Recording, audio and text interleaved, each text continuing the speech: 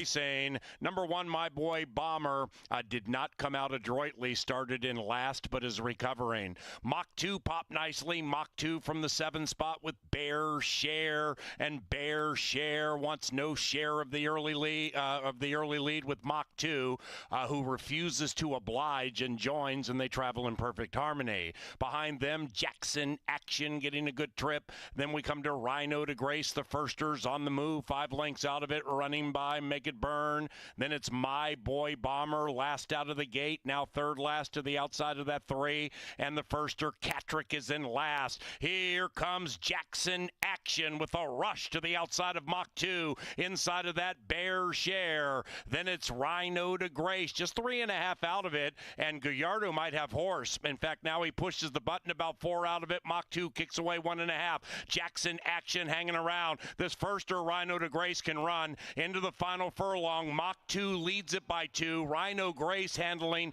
the debut very professionally, but ran into an absolute buzzsaw in the shape of Mach 2, who is numero uno. 7-6-5 in race 1.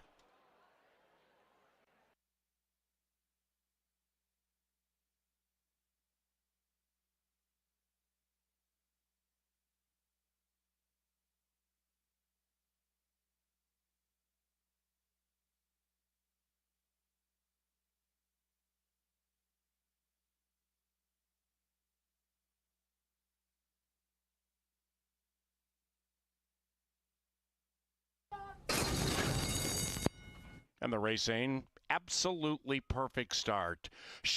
Bam wins the start. Badger Kitten with good speed. Outside of that, Chaparita. And right behind them, Fall Moon trying to win 2 in a row. Then it's Explosive Skies at 35-1 to the outside of Hurricane Hunter.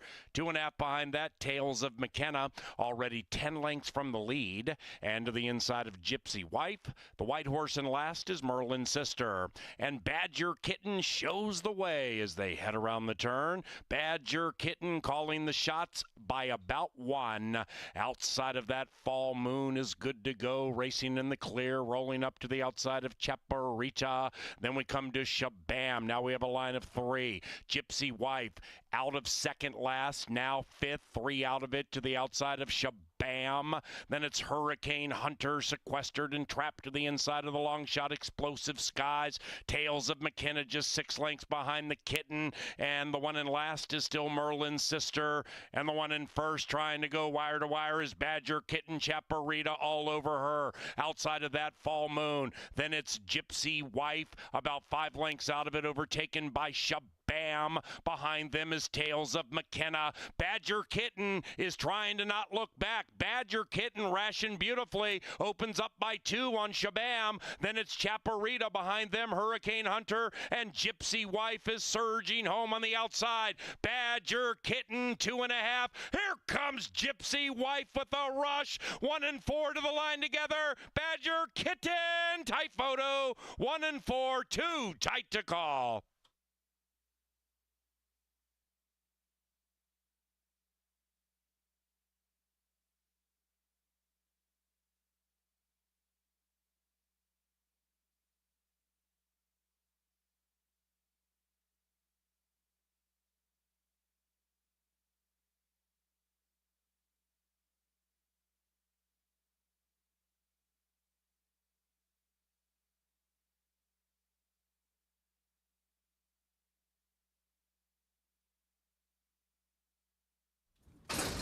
And they're racing. After all that, Charlie Paints outbreaks the field. Rosalina has really good early speed, and so does Midship Molly to the inside off the layoff. Now the favorite filly is third. Pearl Button just put to Charlie Paints back and forth. Then we come to Minnesota Rose in the firster. You Can't Get What You Want, 11 lengths rearmost, chasing Rosalina. Rosalina, a neck from Pearl Button, firing to the outside. Midship Molly, 1.5 in arrears, about to to be joined by Charlie Paints.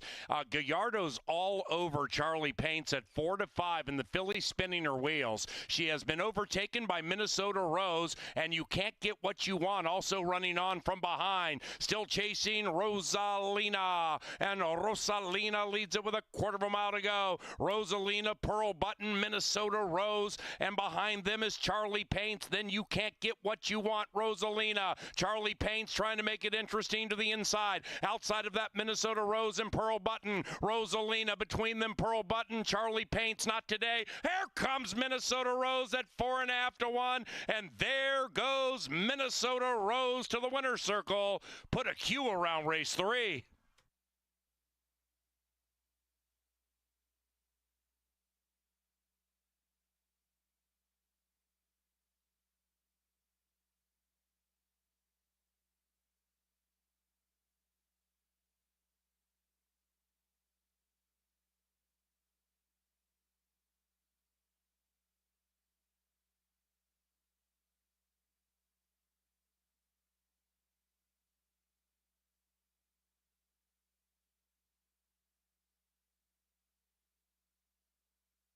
In the gate, and they're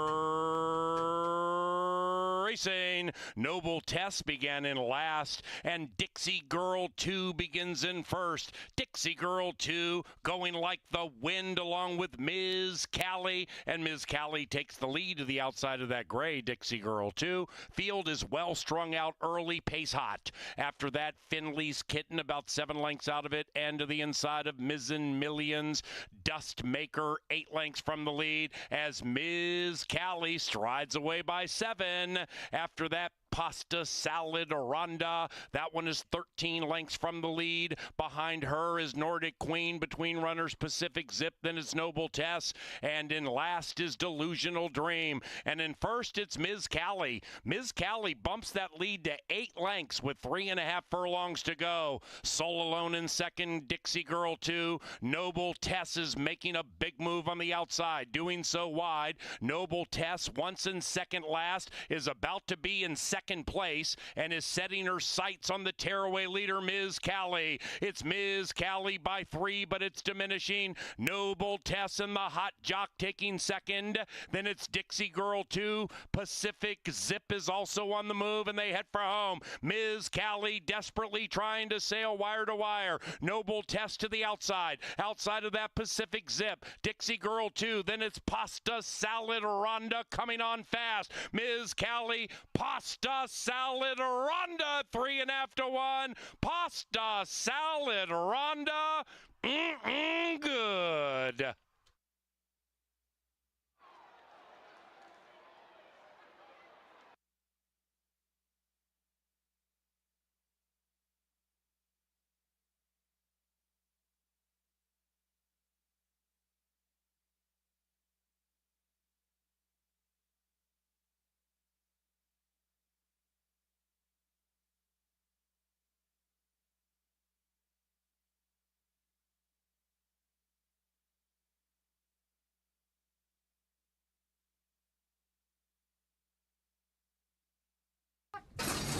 And they're racing. Number 6, Haute Charlotte, went to bucking shortly after the start.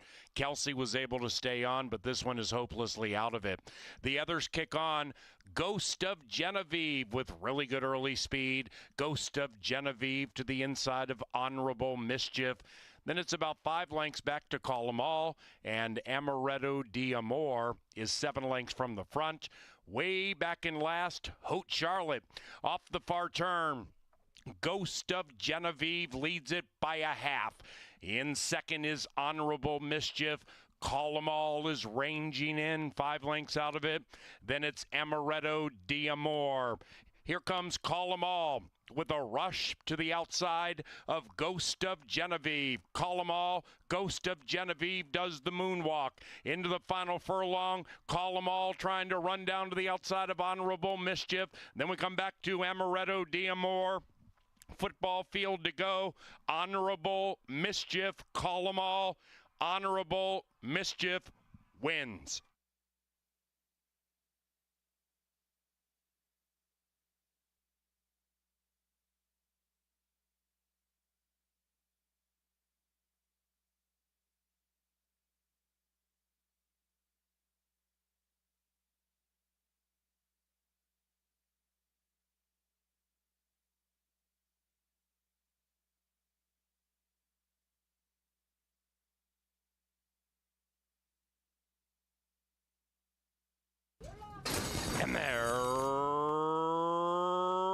racing. And number one is number one in the early stages. Lock It Down in LAV, trying to lock it down in wire-to-wire fashion. Desert Glow fires up to the outside, and now the bookenders go 1-2. Virtually is right behind them, about 4 lengths out of it. Outside of that one is Saved by Grace. That's 7 a bit wide around the turn, 5 out of it. And to the outside of the Brazilian Octane. Also in that clump, Morg's World, 8 lengths behind Lock It Down, who leads it by 1.5.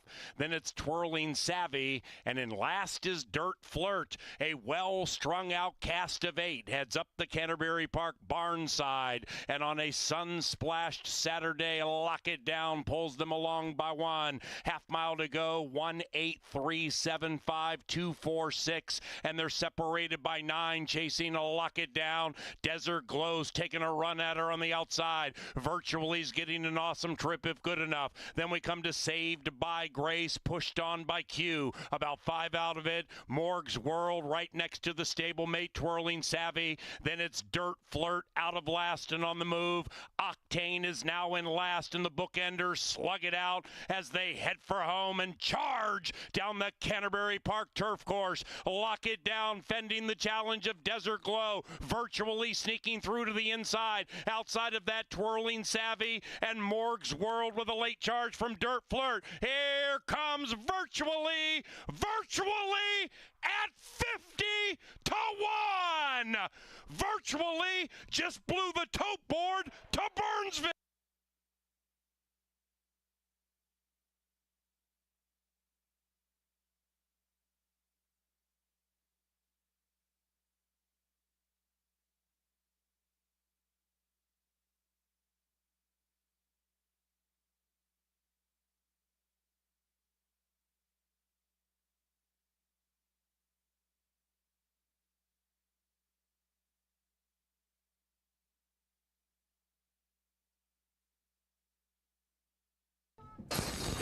And they're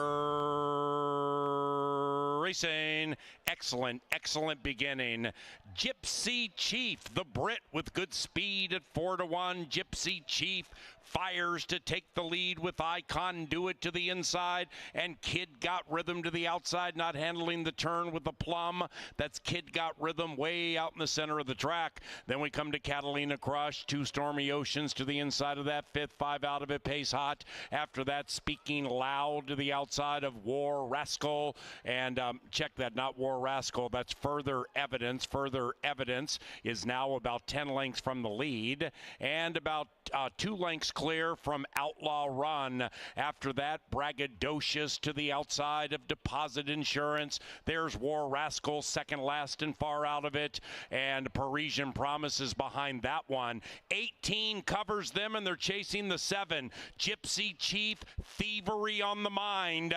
Gypsy Chief clear. In second is Speaking Loud. After that, it is Catalina Crush. Then we come way back to Outlaw Run. This long shot's on the move. Outlaw Run at 35-1, 7 out of it to the outside of Icon Do It, and here they come down the stretch. Gypsy Chief, Outlaw Run, Kelsey Har at 35-1, trying to do it again. Between them, Catalina Crush. It is outside Outlaw Run from Gypsy Chief. Outlaw Run is 35-1. Kelsey, you did it again.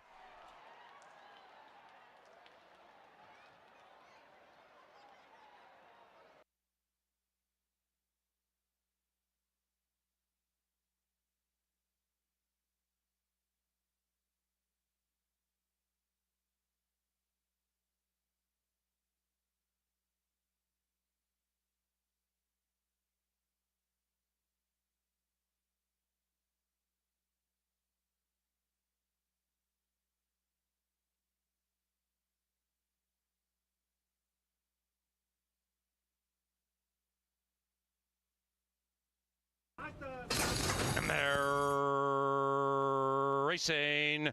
Da Ghost at 2-1 comes out very speedily. Handsome Harry's next to that one. And now General Crook tries to steal away from the 6th spot, getting down to the inside. General Crook leads it from Color Me Legendary. After that, Mr. Cougar prowls 7 lengths from the lead. Around the corner they go, and they head up the Canterbury Park barn side. Color Me Legendary ahead to the outside of General Crook. After that, it is Handsome Harry. Doug Ghost outbroke the field, now 4 lengths out of it, and about 8 clear from Mr. Cougar, and that one is 12 lengths rearmost, and now they have a half mile to travel chasing Color Me Legendary. Color Me Legendary at 3-1, scoots clear by 1.5. In second, Handsome Harry going by General Crook. After that, De Ghost and Mr. Cougar still double digits out of it, and they have 5/16 of a mile to go. Color Me Legendary. Outside of that, Handsome Harry. De Ghost is making a big move. Here comes De Ghost, and the one is on the move to the outside. Behind them, we have General Crook. Color Me Legendary's doing the moonwalk, and Mr. Cougar would have to provide the rider with 3 in a row from 10 out of it. De Ghost hoping to disappear in the winner's enclosure, but Handsome Harry is all snazzy to the inside. AC-doocy to the wire together, and Saturday finishes with a spine tingler that goes to Handsome Harry.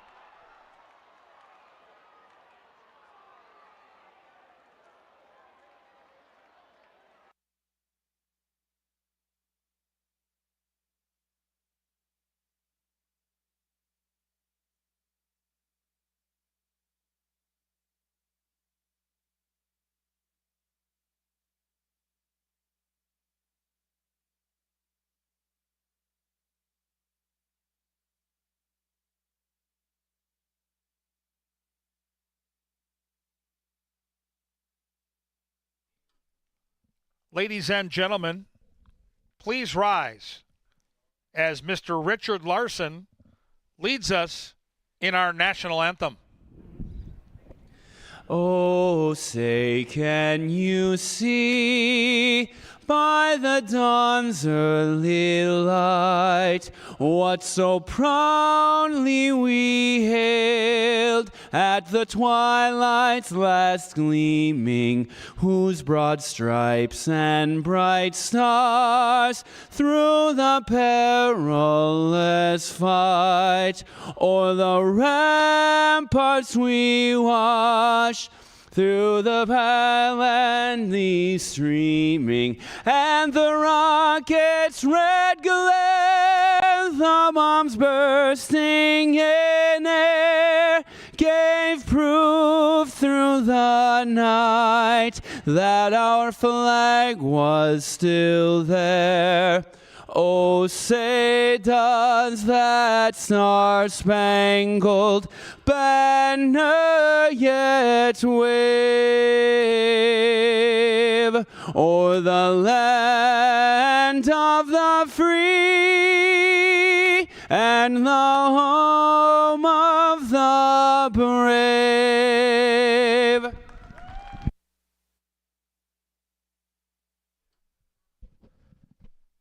Good afternoon and welcome to beautiful Canterbury Park here in Shakopee, Minnesota.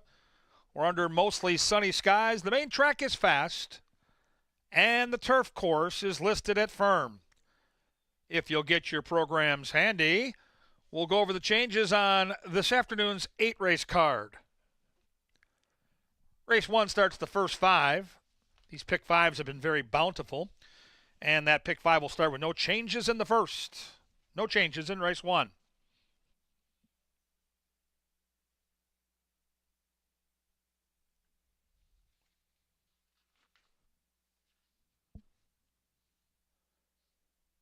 Race 2, no changes. There's a workout listed for the 3-horse, 48.28 breezing for church service. Race 3 has no changes in the third. And race 4 starts the final 5 with a pick 5 carryover into that late pick 5 of $59,746. In race 4, a bevy of scratches. 4, Lightning Liz. 7, Neptune's Grotto. And 8, Holy Moly Shipman. All scratched. Race 4, take out 4, 7, and 8.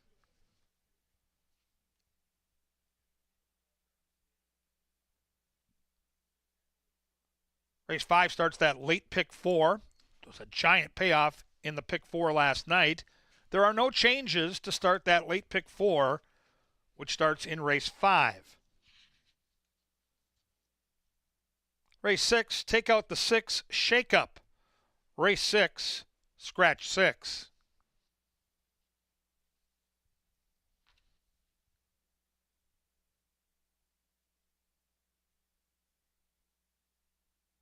Race 7, scratch number 3, Tiger Hunter. And the jockey on the 4 should be now Roberto Morales. Morales rides the 4, scratch that 3, all in race 7. Race 8 is the lucky last. After race 8 on Family Day each and every Sunday, kids race on the main track. And in that race 8, there are no changes. Kids, after race 8, on the main track. Beautiful day, fast and firm, carry over into the late pick 5 of just short of $60,000. It's Pepsi Family Day, and for all the important information, into the studio to Miss Angela Herman and Mr. Jeff Madey. Well, thank you, Kevin Gorga. You could not be more correct. It's a beautiful day in Shakopee, Minnesota, a fantastic Sunday for racing. We have 8 races. We've got a carryover. More on that coming up shortly. I'm Jeff Madey. I'm joined by Angela Herman. We've got coffee today, we've got cupcakes, and we've got chocolate. Yes. That's a trifecta. Right, exactly. It's a trifecta of sweets. If you enjoy any of these, you have quite the selection to choose from downstairs.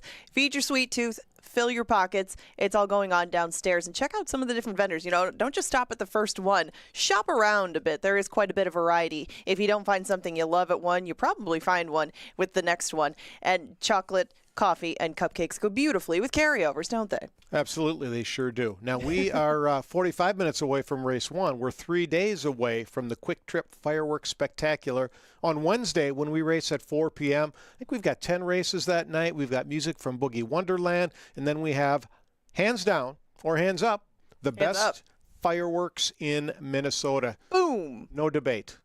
Fantastic, and that's going to be fun. So racing starts at 4. We run a race about every 30 minutes. Boogie Wonderland, they'll play from 5 to 10, but they've got a solid hour set right after the last race, and then come the fireworks. 20,000 people, I think that was the high water mark for this event. There will be multiple thousands of people here on Wednesday when we get a jump on the 4th of July fireworks that a lot of are more traditional around town, but we're first. We're first, and we remain first. But we come back on the 4th anyway with Wiener Dog racing. We do, with Wiener Dog races. Wieners in a bun, inflatable pigs, and we start early that day. Pardon me? Inflatable pigs. Yes. I don't know how else to say it. An inflatable pig race. Stay tuned. You'll find out. But we'll start at 1 on the 4th of July so that, we can have our fun. Get some races in, get some wiener dogs in, and then everybody can go where they'd like for the fireworks that night, if you didn't get your fill the night before. But that's how the 4th of July is going to go. Haven't looked as closely at that card as I have at Wednesdays. Wednesdays is really good, but remember, we're going to turn around after those fireworks on the 3rd and come back here at 1 o'clock for your 4th of July holiday. Started off right here with the dogs of all varieties. Inflatable pigs. And inflatable pigs. Huh. Well, I mean, that alone is worth being here on Thursday for. Now, Leg Up Fund, that night's coming later on in August, but jockeys ride every day. They get hurt every now and then, and the Leg Up Fund was established to assist riders while they're recuperating and getting back in the saddle. The reason I mention it now is that you can buy a raffle ticket down on track level near the marketing booth, near the gift shop, and the proceeds from that ticket will go to help the Leg Up Fund and help support jockeys who get injured. So you got a chance to win an electric bike or $2,000 in cash if you buy a raffle ticket. So you're going to want to do that. Stop by that table. They should be open right now. Yeah, that's a win-win-win-win. It is. Yeah, Absolutely. Help out, win some prizes, and take care of the people who take care of us out here at the races. The Loeffler leaderboard is behind us. We'll start with the trainers. 2 separates now, Tony Rengstorff and Cody Rosine. Tony leading the way, but Mac Robertson hot on their heels in 3rd with 7. And Tim Padilla, Jose Silva Jr., and Joel Burnt aren't too far behind, but there's some numbers coming for these barns. And even though this has been a close race pretty much from the start, I mean, Cody got out to a quick early lead with some of those shippers from Oaklawn. Some of these barns are starting to heat up, and there's some riders that come along with them that ride regularly for them that are heating up in the process. And even though the jockey standings have not been as close as the trainer standings, it's still been fun to watch these guys duke it out, and some new faces that we've seen and how they ride and how they impact the races and how many prices sometimes they can bring in along the way. Absolutely. Look at that leaderboard with the jockeys. Luis Fuentes, another good night last night. Eddie G, he's doing well. Alonzo, Serafine Carmona, an apprentice rider. He's got a pretty high percentage as well. He's been riding a lot of horses for Mac Robertson. Fausto de Silva, he's having a solid meet. New here at Canterbury this year. And then our friend Kelsey Haar, 7 wins. 2 of those came last night, Angela. And 2 of those wins are probably why we have that pick 5 carryover that I alluded to, a $60,000 carryover, because she brought in 2 big bombs virtually for Stetson Rushton, who's a new trainer here at Canterbury. That horse paid, what, $100? And then we had Outlaw Run, the next race, $72 winner. Yeah. That's for a $2 bet, a $72 winner. Now, Johnny the Mouse Mickelson, he cashed on both of those. He's also put together this video. We had a chance to visit with Kelsey Haar. She tells us about those 2 winners.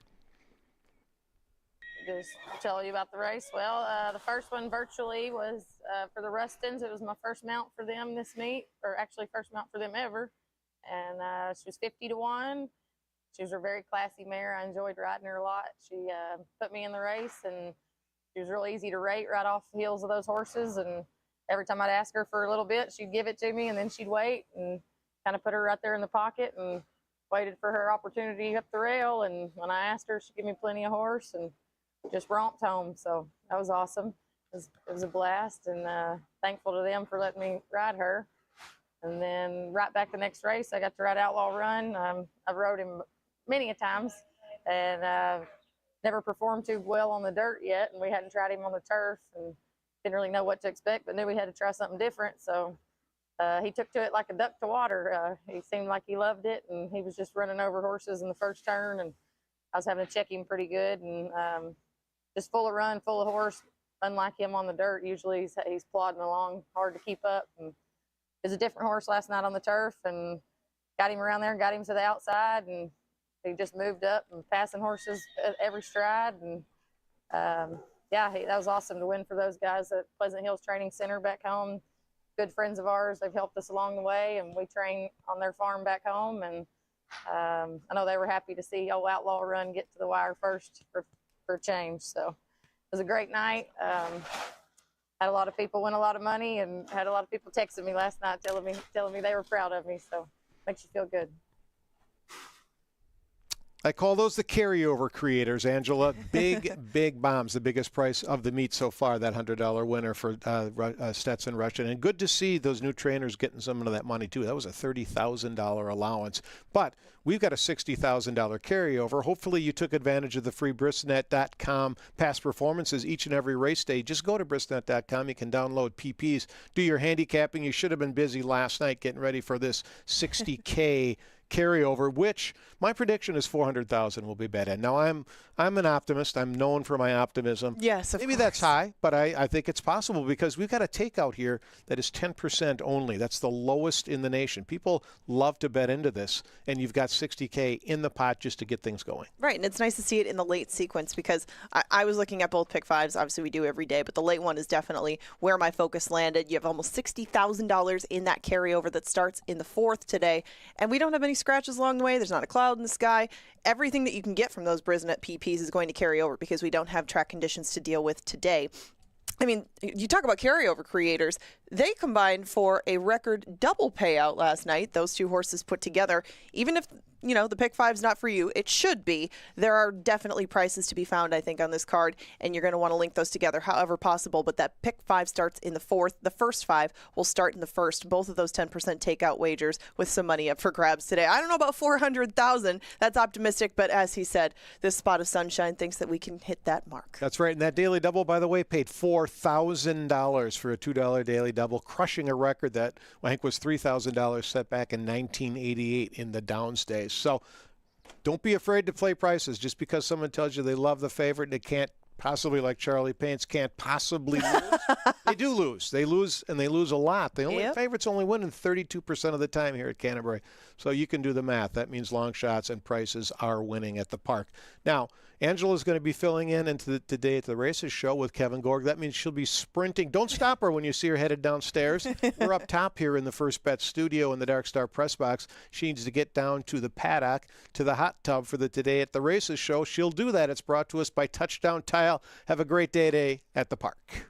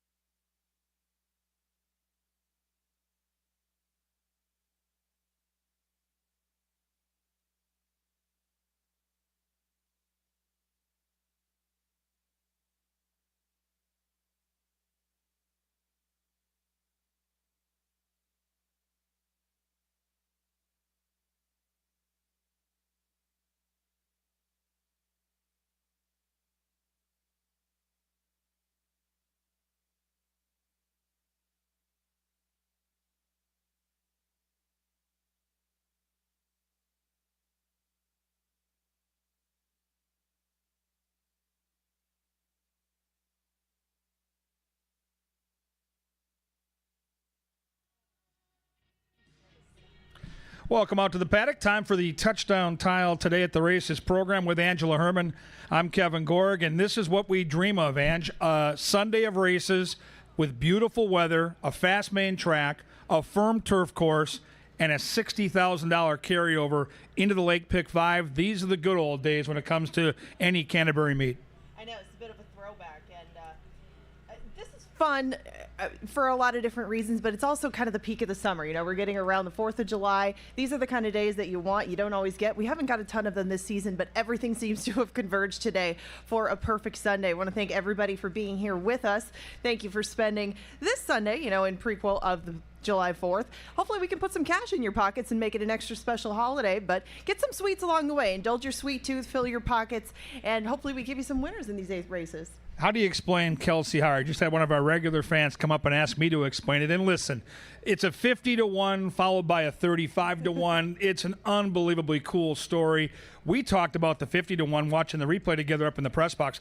What a great ride that was. How she made split-second decisions, saved ground, was the brave rider, didn't go outside and took the more, I would think, dangerous route inside. She's always known for her guts and her toughness, but to see her do it in back-to-back races, girl power all the way. Absolutely. Way to go, Kels. And, I mean, she will ride the rail. She's not afraid to save some ground and wait for an opening to appear, but Outlaw Run was a little bit different, and that was the first turf winner for that horse's sire, too. I mean, there wasn't, like you mentioned, there weren't signs pointing to that horse. I mean, mean, he was 35-1 for a couple of reasons, didn't run like it at all, and good for Kelsey. I mean, the race before that, too, she had gotten into a bit of a scuffle with a horse that tried to part ways with her. Yeah. But, picked herself up, dusted herself off, and brought home a $4,000 double. Can't make it up. Unbelievable. Record at the track, never happened before.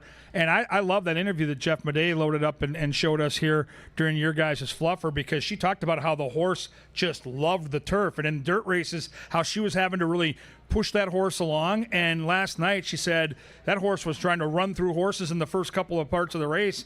That tells me that horse can come back and win again. And because it won at 35-1, a lot of times these horses get overlooked down the road. And just that insight of hearing the jockey's perspective on how much that horse enjoyed the turf last night tells me that horse could have a real nice summer. Absolutely, and probably at prices too. Once you get them into those bigger fields, especially towards the end of the year, could get let go again. You never know. But with some of those turf races, especially with turf maidens, they don't necessarily have any established form. You can find them at prices before they establish themselves as turf horses, and that has been a repetitive theme throughout our turf racing at Canterbury this summer.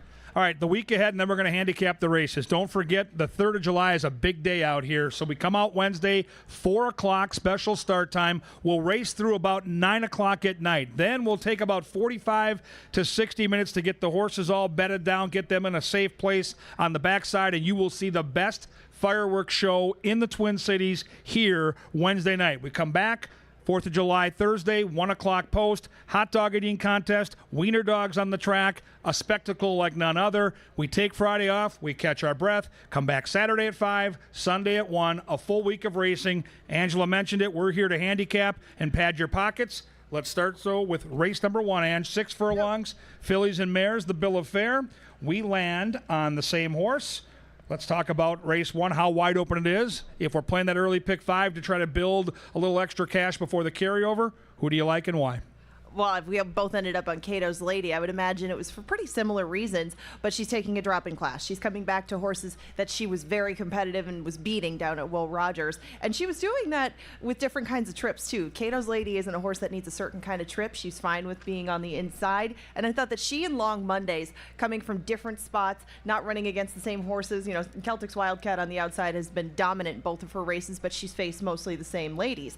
So put a new face in the mix. Hope that she doesn't take as much money. That's what led me to 1, 3, and 6 in the first. Yeah, I'll have to use all 3 of them in my pick 5, and it's hard to go against Celtic's Wildcat. She's rattled off 3 wins. She's got that speed to kind of dictate terms. I'm with you, though. I just thought those races were pretty soft landing spots.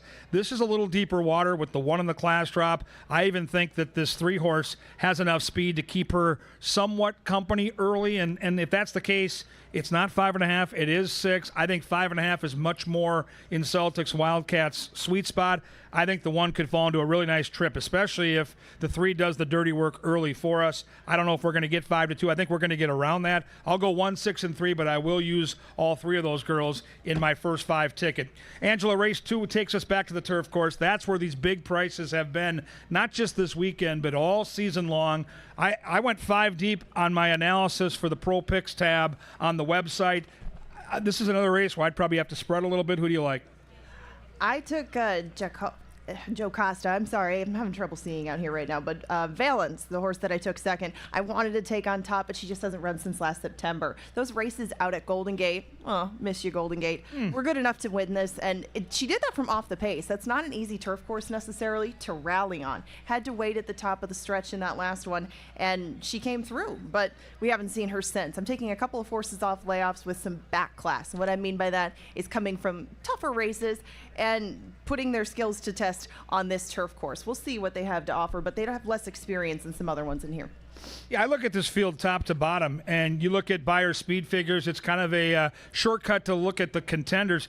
Every one of these horses has been running upper 50s, lower 60s. I mean, all 7 horses are kind of in that same area of quality, and so I think the jockey, the trip, the pace, it's all going to matter, and I was torn between the inside 2, and when I go back and forth between 2 horses, and one of them's 2-1 and one of them's 6-1, I'm going to be drawn to the 6-1, and I like those races out in California. I like a horse that in both tries, different distance, different surfaces, she's come to play. And the fact that she ran well in her debut tells me the layoff won't be a problem. I trust Ty Garrett. Pena, by the way, the jockey riding today, rode her in both those starts at Golden Gate. I think that helps. I think the 2 is the horse to beat. I think the 4 is a must-use. And I don't know what to do with the 7. This is one of your real quiet specials. This horse loves the Canterbury turf, probably needed that start. I've got to mix her in. I've got to go deep here. Bottom line is I'm going 4 or 5 deep here, and I think race 2 is a really, really fun race to bet, to handicap, and to have in that early pick 5. Race number 3, 6 furlongs back on the main track. Big favorite going to be here. There's no doubt about it. Thunder's Rock and Roll loves this racetrack. She's been awesome in winning a pair of stakes races. 6-5 is cute. I get it. The morning line guy is outstanding, but there's no chance this horse is 6-5. She's going to be 3-5. She's going to be on the lead. Ange, what do we do? I took her on top. Until she proves otherwise, facing off against Peppermill on the front end, and Peppermill hasn't been running in a while. I think that these 2 could clear off from the rest. I don't know if anybody's going to run them down. Lover Girl has had her shots at Thunder's Rock and Roll, and unless one really improves and one really declines, I just have to take it 4, 3, and 5. Yeah, this is a race where Thunder's Rock and Roll is so talented, and she just runs her race. This is 3 races inside a 22-day period. So when you're looking to try to beat 3-5 shots, you've got to be real creative. There is no way I can do any pick 5s or pick 4 tickets and not have Thunder's Rock and Roll on there. But 3 races in 22 days, just 7 days off between that last start.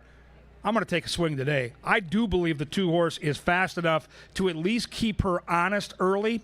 And the last time they met, when Lover Girl faced Thunder's Rock and Roll, Lover Girl didn't get the Lasix. She's back on the Lasix today, and Fuentes is our best jockey. So I think he's going to get a fair setup. I think we're going to get all of that 4-1 morning line. If Thunder's Rock and Roll wins, I'll tip my hat to Bob Lindgren, a dear friend of mine. We talk at the elevator and text more than people know, but I'm going 5, 4, and 2. The upset is on. I'm going to take Lover Girl in race 3. Race 4 back on the turf, firm turf today at Canterbury. Major scratch here, Ange. The 4-horse Lightnin' Liz, Mac Robertson's well-bred firster, stays in the barn. The morning line favorite is 2-1, CC's Heart. I think this will be a pick 5 single on at least 60% of the tickets. Can you beat her? I did not try to. This starts the final 5. Remember, that's where the carryover starts. It's a crossover race in both of them, and there are 3 scratches in here. Take out the 4, take out the 7, who I actually liked a little bit more, and take out the 8. This was the race that I thought changed a little bit more from the pace standpoint, but I was always with CC's Heart. She was so impressive last out at first asking, and Hattie Bloom came back to run a really nice one in the Oaks. So if you judge them both by the company they keep, the way that they performed, and the upside factor, all signs do point to CC's Heart. Gary Shearer is going very well right now, and while I respect some of the more experienced runners, there's just a lot more to like about her at this juncture, considering she seemed to catch on really fast to the concept of her job. Too practical just to her inside. I like a little bit, but she needs to show something more early. She just doesn't. She gives herself a lot to do. Less horses in here, not necessarily going to help. And if you kind of look back at some of the races that they've run, it looks like it's going to be a similar trip for Mark of Victory as well. That's what leads me to the 3 that I have. They're not going to be big prices, but rather than covering with all 3 of them, if you are making a pick 5 ticket, take a stand with one of them, and one of them for me was CC's Heart. Yeah, I think CC's Heart's going to be 3-5. I think CC's Heart's going to be a big-time single. I'm likely going to single her, but I'll say this. The fact that Mac Robertson had a first-time starter that was well-bred, that looked like a contender that Carmona was on, and he says, no, we're good. We'll bring her back another day. We'll just roll with Too Practical, who's a nice practical joke filly, tells me that he likes this horse. And if Mac likes this horse, I'm intrigued. Mark of Victory's the horse where I have to take a stand. Listen, if this horse wins, she's sitting on a victory, no doubt. The speed figures are there. She runs her race. She just hasn't got over the hump. And no disrespect to G-Rod, but the top jockey at the track now gets aboard. So it looks like a race where she absolutely can win. but she's 0 for 12. She's been beaten at low odds for 5 or 6 races consecutively, and I'm with you. I thought Cece's Heart debut was really good. Her barnmate beat her that day. Gary Shear, to me, is one of those horsemen year in, year out you can consistently trust to win at 20 to 25%, and that's not easy in a game where 10% is kind of the benchmark for doing good things. So I think the 6 is a single. I go 6, 2, and 5, and we'll see if we can survive, because I think the pick 5 gets a lot more interesting as we go on. And that starts in race 5. 1 mile, claimers, fillies, and mares here. Morning line favorite, the 1, scratched for this. My Last Red Scent. Who do you like? I used my last red scent second. I'm on She's on Easy Street. Whoa. I know. 1 for 27. Really? I know. 1 Wow. for 27. And I kind of thought that maybe this filly had lost some zest. Once they get a little bit older, they know that they can go about their job and things will be everything. Bye, Mouse. They get the whole bit. She's on Easy Street had that look to me until last time. She got right back into the race. She was coming from off the pace that day. I would expect her to be closer now that they're on the dirt, but She's on Easy Street has proven herself versatile enough and with enough pace to her where I think that if she goes after Susie's Darlin', Miss Double, Run Bambi Run, some of these recent maiden winners that might take a lot of money out of those maiden wins, it's tough your first time against winners. All 2 of these and Run Bambi Run, who broke her maiden a while ago, have similar sort of designs, I thought, in here. I thought they all want similar trips. I think She's on Easy Street doesn't need any one sort of setup. The record, boy, you got to be forgiving for that, but it's kind of how they're running lately, and she's been running the best lately, so I'm going to take her to try to beat My Last Red Scent, but I know that's not going to be easy. You've got a horse that's 1 for 27. I've got a 6-year-old with 6 career starts who hasn't raced since February. My God, this is a race we're going to want to use a few horses. That's all I can tell you. I've got My Last Red Scent on top. I love Sophia Barandella. I think she's wonderful, and she doesn't get a lot of mounts that go off at 2 to 1. So, Sophia, like Kelsey, ends up riding a lot of long shots. So when you give these gals a chance on one of the favorites, you watch the ride this horse gets. I'll guarantee you she'll give this horse every chance to win. She's that rider for sure. But there are question marks. This is a 6-year-old with 6 career starts who hasn't raced since there was like a foot of snow here in Shakopee. So tread lightly with My Last Red Scent. Run Babby Run with Gallardo makes a ton of sense. Joel Burnt's winning at around 10 or 12%. We're used to seeing that maybe doubled. And I think by the end of the meet it will. So I believe that Joel Burnt, like Mac Robertson, is sitting on a bevy of wins. And I'll put the 4 horse in third, who figures to be out there near the front early. I go 1, 2, and 4 in a race where, again, I would spread. Yeah, that's what I did too. And I will say for Miss Gold on the outside, as long as we're talking Kelsey and Kelsey bringing in prices, this horse probably will be a price for Tony Rengstorff, who is our current leading trainer. But he has 3 horses for this owner, or 3 horses that he's run at this meet thus far. They started off a little bit slow, and now the other 2, Hap Hot and Miss Carbon Sibo, have both won in the last week and a half. So perhaps this group of horses is getting going at the right time, and you can catch another price with Miss Gold. She's one that I did use in the mix. Didn't use in my top 4, but just like you, I saw it as a very wide open race, so I thought I'd take a price.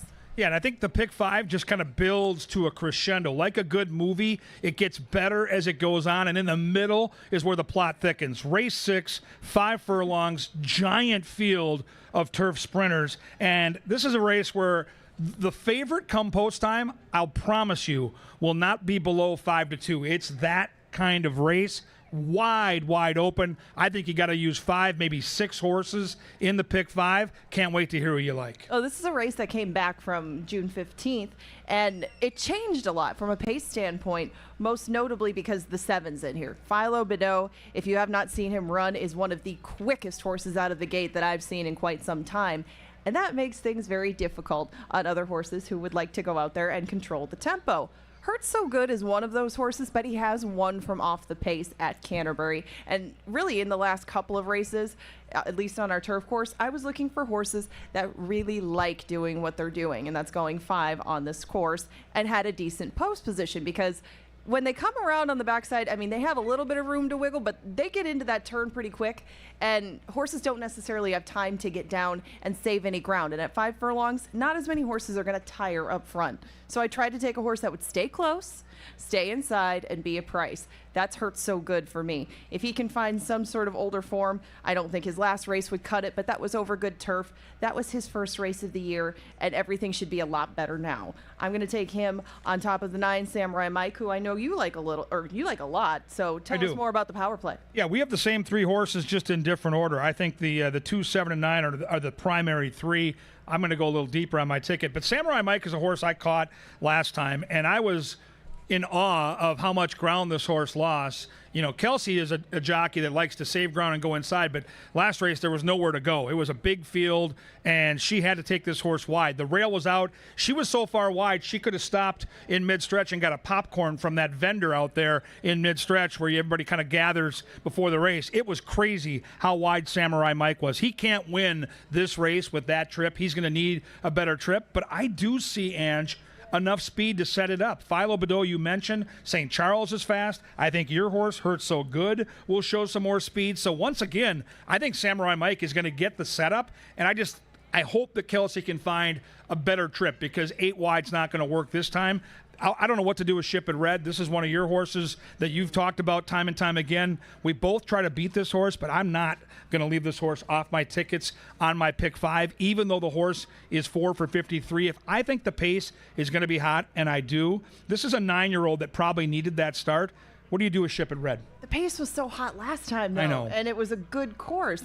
I think that he had a better chance that day with those fractions than he might today, considering where he's drawn again. I mean, he can't catch a break at the post draw. Yeah. Ship It Red's out in the 10 hole, and I mean, Alonso Quinones will get aboard. Maybe he'll try to push this horse into the race, but as long as we're talking about records, he's still 4 for 53. I know. 11 seconds, 8 thirds. Now, there are good vertical options. What I mean by that is exactas, tries, superfectas. Ship It Red is a horse you can't leave out of that mix. Yes, But yes. he does need a little bit of luck to end up the winner, and I don't think he's going to be quite the price that I would want to put a win bet on him. I was much more interested in Samurai Mike, Hurt So Good, and some other horses that I think will just be in a better spot just by virtue of the pace and their post. So 2, 9, 7, and 10 for me, but this is a very good superfecta race. If you haven't tried a dime super, give it a shot. Use Ship It Red in the mix and see if you can work some long shots in with him because he does like this course. It just may be kind of deep water.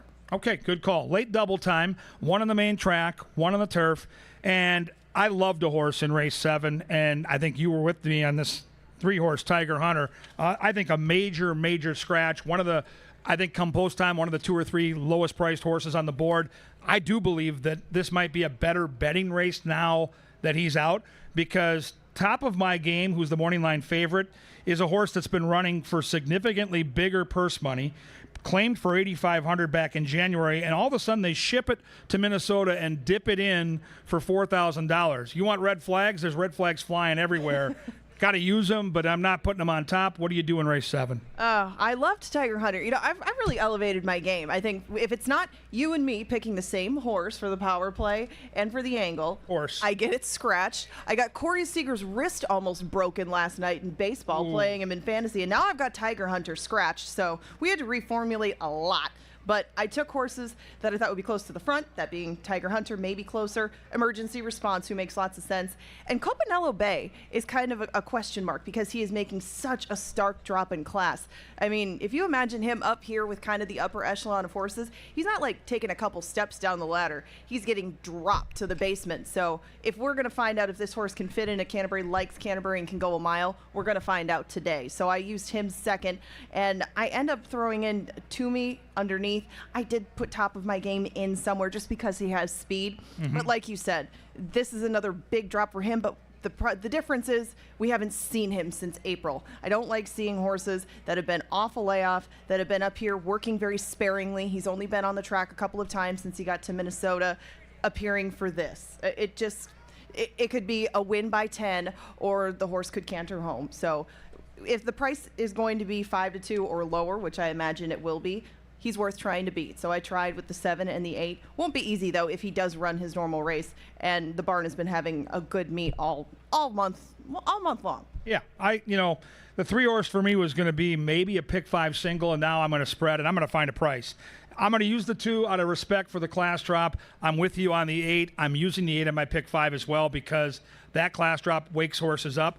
But I think the 5 is an interesting opportunity here. Second time back over the track after shipping in from Nebraska. I know last time he was chasing slow splits because I was on the horse that took advantage of those slow splits and barely won in emergency response, who also I have to use. But you take Jude off, you put Roman on, second time over the track. There's some angles there. We'll need the pace to come back to him. But I think Brickbat is going to be 6, 7, 8 to 1, and I'm willing to take a chance. I'm going to go 5, 2, 7, 8, 1 in a very competitive race number 7. Now, if you're going to hit the late pick 5, and Jeff Bidet is guaranteeing around $400,000 with that carryover we're playing for, you can't hit it if you don't catch the last race. And I'm going to go so deep in the middle parts of this pick 5 that I can't go deep here. What do you do in the turf sprint that is race 8? I looked at this race first, and I thought I knew exactly who I would want. Then I came back to it about an hour later. I felt the same way. She is one of my strongest opinions today. Whoa. The speedy Knowles Angel is a horse I love in this spot. We'll talk a little bit more about it before race number 5, but even though some of these horses have a degree of speed, I don't think any of them have the degree of speed that Knowles Angel has. She's pulled an upset on this turf course in the past, and she does so on the front end. You'll kind of know what you're going to get from Knowles Angel, a jump or two out of the gate. This filly needs to be on the lead. She needs to use her speed. That is her weapon, and she's done it successfully for 4 out of her 5 lifetime wins on this turf course, going 5. Sometimes, no matter what the recent form looks like, I know you see some dirt races, you see some tough Tampa turf races. Wipe all that out. This is her game. This is her playground. And Knowles Angel, I thought, could take this field all the way. But Mia Baby, former stablemate, what do you think? First horse I went to when I opened up the past performances was exactly the horse you're talking about. We know the back class here. She has dusted much better than this. Those last 2 races, though, man, oof, woofda. I mean, they're bad. I'm sorry. They're bad. I mean, she's a good horse on dirt. She's 5 for 7 in the top 3. And she quit so early in both those races. So the way I see the race, it's real simple. It's a 2-7 for me, 7-2. Those are my 2. And I think it's going to go like this. Noelle's Angel is indeed going to be on the lead. If she's good enough, she'll take them all the way at around 3-1. If she's the same horse we watched at Will Rogers and Prairie leading into this race, about mid-stretch, she's going to wave that flag and say, I'm going back to bed, and Mia Baby is going to fall right into the lead. And I don't see anybody else that's good enough to beat one of those 2 horses. So I mentioned it earlier. I'm going to spread in the middle part of this pick 5. It's the Jills Malach 2-7, Refrigerator Perry 7-2 for me to close the show. Those are the only 2 you will need. That's the way that we see the 8th. That should be a fun way to cap off the day. Hopefully you cap it all off with a lot of money in your pockets. Now they're here in the paddock for race number 1. If you haven't got any chocolate, coffee, or cupcakes yet, get them now because you're going to need to study hard and put in those pick 5 tickets starting in race number 4. Let's take a look at the first quick, Kevin. Real quick, the board. I've got to run upstairs and do the pick 5. I'll have that early pick 5 for you in about 3 minutes in the studio. I don't think we're too surprised here, other than I did not know the 1 would be favored. I actually thought the 6 would be favored, but I think come post time, that'll shuffle back the other way. I think the 3 makes a real nice impression here right behind us, but everybody's behaving well. Any thoughts on the betting? I'm a little surprised at 6-5, but see how that is when you get up to the studio. Go put that pick 5 together for us. Good luck, everybody, today. Enjoy yourselves and win big.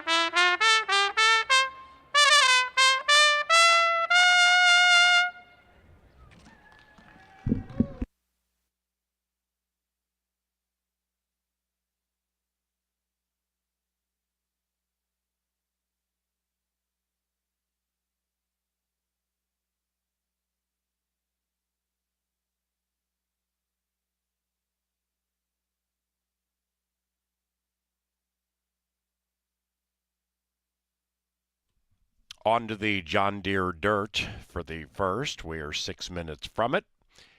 And the dirt is fast. Firm turf course. Pick 5 wagering on the first 5. 5 minutes from now.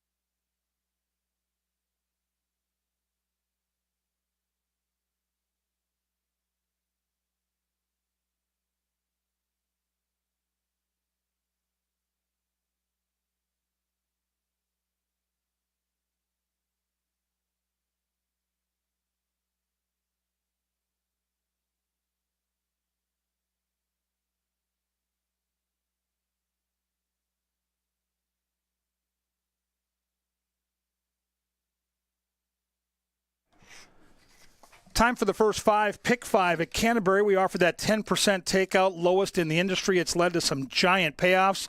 And later today, it's led to nearly a $60,000 carryover in the late version of this pick 5. Let's pad those pockets. I've got a $60 ticket, as we talked about. I'm going to use my 3 horses here, 1, 3, and 6. I feel confident those 3 horses will carry us through to a very difficult second leg. Turf racing has brought prices all year. I'm going to spread, hoping for a price in race 2 with 1, 2, 4, 5, 7.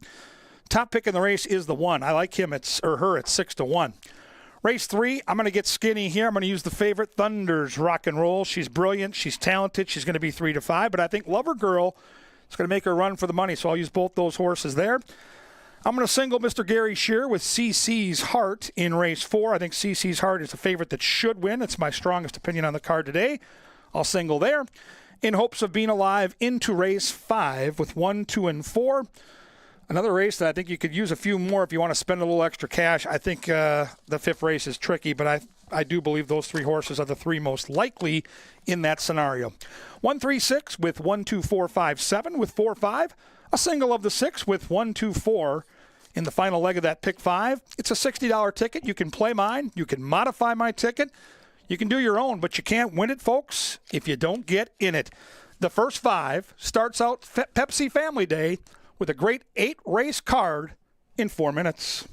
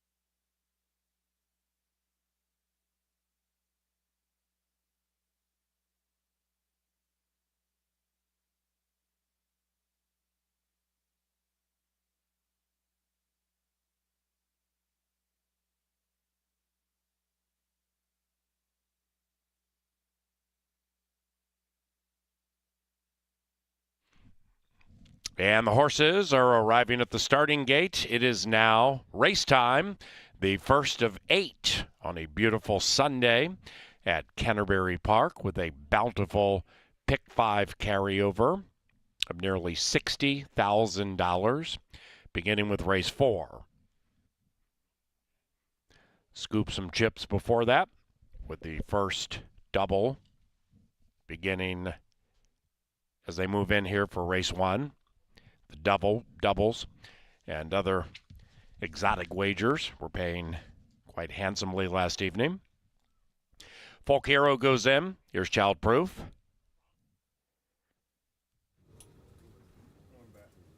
Celtics Wildcat in search of 4 in a row.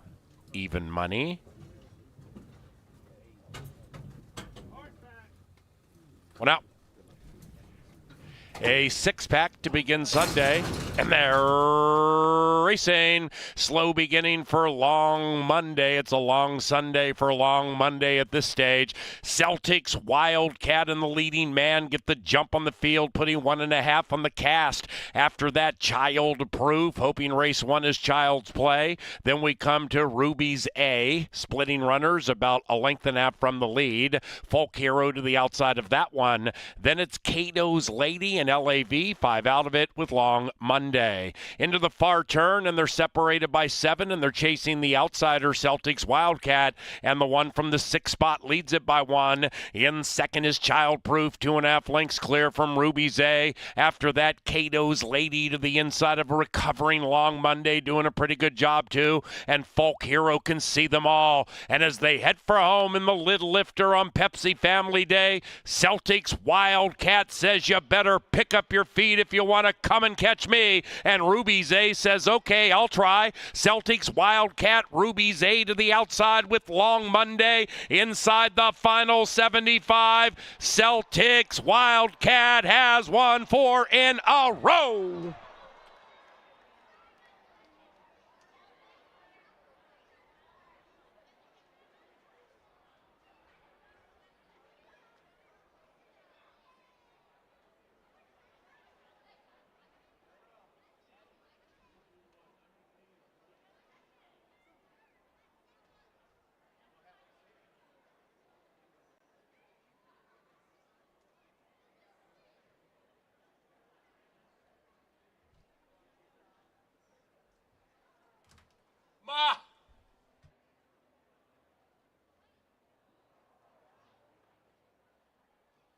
Photo finish and a claim. Photo finish and a single claim. Stand by.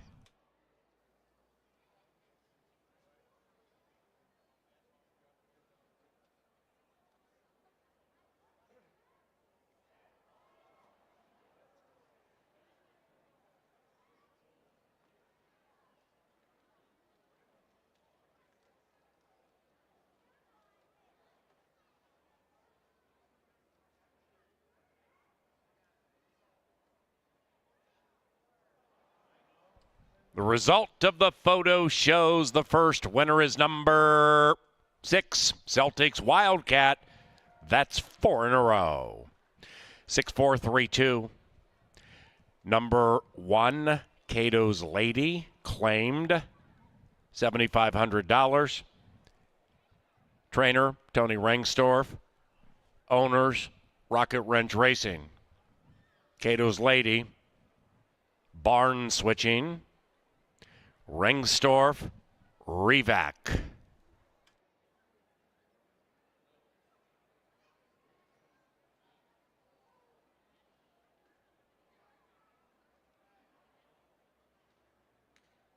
First race, official.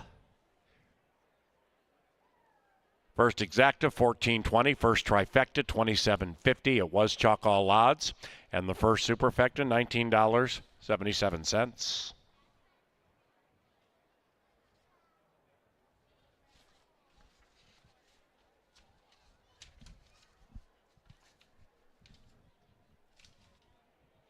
Race number 2 is courtesy of Apple Autos, the official vehicle supplier to Canterbury Park, and Xfinity Comcast, turf firm, rail at 10. Race 2 in 23 minutes. Here's a streaking veteran. She is Celtic's Wildcat, victorious 4 in a row.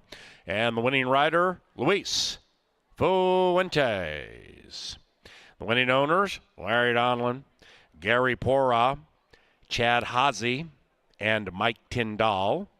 And the winning trainer, Larry Donlin.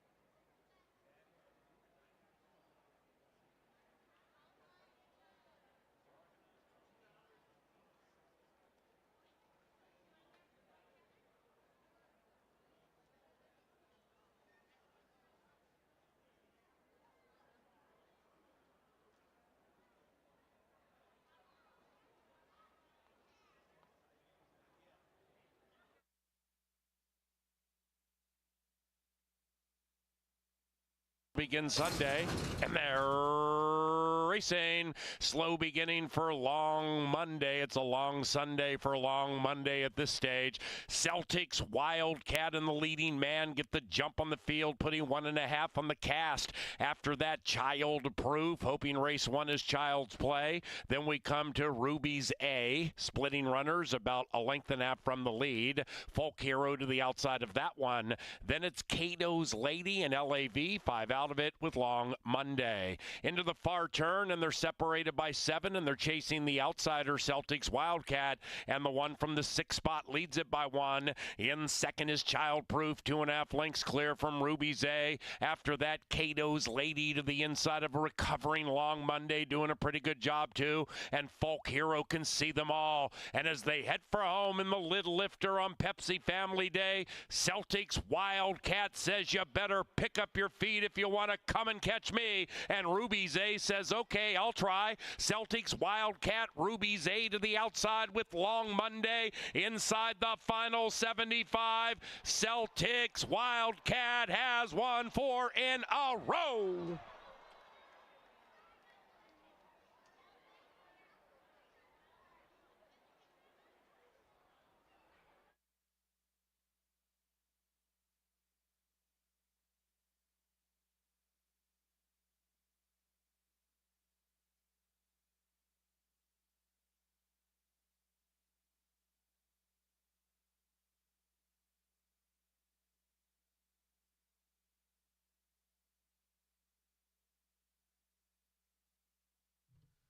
Juan Tabades to the petting zoo, please.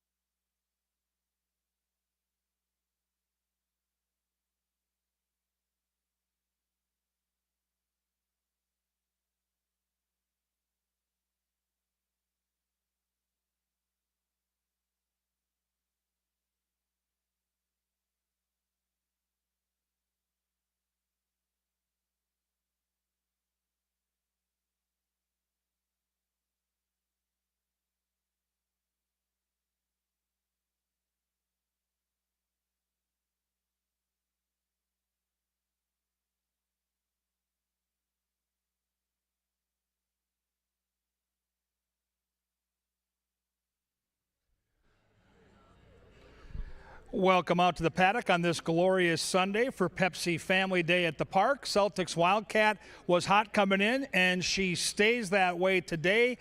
Flag fall to That's All with Luis Fuentes, our top jockey, astride. The co-favorite wins. Leg one of that early pick 5. Nearly $80,000 bet into that today. And don't forget, in race 4, we start the final 5. The late pick 5 has a carryover into it, a significant carryover of nearly $60,000. We believe by the end of betting today, $200,000, $300,000, maybe $400,000 to play for. That starts in race 4. We'll build your bankroll by handicapping together race number 2. And I looked at this race for a long time last week when I started getting ready for the endeavor of being out here. And if you look at the buyer speed figures these horses have garnered in their careers, they're all very similar. I see a lot of balance top to bottom, which tells me that you might want to shop for some value. And maybe if you play a trifecta or superfecta, mix in some of the longer priced horses. And my top pick is the 1. I'm going to practice what I preach in a race that's wide open. I think this 1 fits. Now, the horse hasn't raced since last September. It's a new 3-year-old. Pena, the jockey here, rode the horse in Northern California. Inside post is what I love, saving ground on the turf and making one big run. She can do that. She looks like she's got some talent. She looks good out here in the paddock. I'll take a swing. 9-1. I'm going to try Valence here in race 2. Horse to beat is the 2, Fashion Idol. The top jockey here, Luis Fuentes, looks to sweep the early double. He has natural speed. He has a significantly better post than the last time she tried the turf when she ran a good second behind Omega Miss. So she makes all kinds of sense. The only thing I don't like is the price at 7-5. It's Sunday, and look at church service. Behaving just like you should on a Sunday. Dappled out, good-looking gray. If you got a hunch on a Sunday, maybe you skipped church this morning, maybe you can go to church right now and bet this 3. I can tell you one thing, jockey's going pretty well. Yesterday, a 50-1, a 35-1, creating the biggest daily double in the history of this racetrack. Well done, Kelsey Haar. She can ride him up fair and square. And boy, the horse looks good down here for Bobby Klein, who also owns the horse while training. So lots of positives, and the fans are betting. 4 is Jocasta. Gallardo gets the call for Gary Shear. Gary Shear just continues to do good things. Year in, year out. There he is.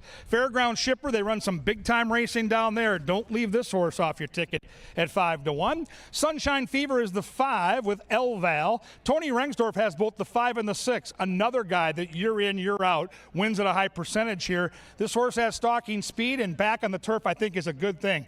I think she's going to be a better horse in her career on the grass. 6 is Ms. Coronado Chrome, Carmona for Tony Rengsdorf. Flashed some real talent here back in 2022, but haven't seen the horse since 2022. I'm going to give this horse a start or 2 before I dive in at 16-1. 7 is Midnight Lane, Constantino Roman for Joel Burnt. The Burnt Barn's sitting on some wins. Fair and square, they're going to get some wins. They're going to end up at that 20 to 25% number. They're at 13 right now. Second off the layoff, I expect the 7 to come roaring down the stretch. We'll see what kind of pace she gets to set her up. Fillies and Mares going 1 mile on the turf, a very attractive allowance event. Now you can see the crowd is building. We've got wonderful food trucks. So you've got all kinds of great places to eat, but you got to make bets. And one of the best ways to do it is the First Bet app. It's so simple. Stop by the first level or the third level information center. Have them download the First Bet app. You put money in. You make bets while you're on the property all day with never having to wait in any line. At the end of the day, you take that money out, put it in your bank, and enjoy that cash. First Bet app, preferred app of everybody up in the press box. Right now, it's race number 2. It's turf racing. It's coming up. It's coming at you, and it's next.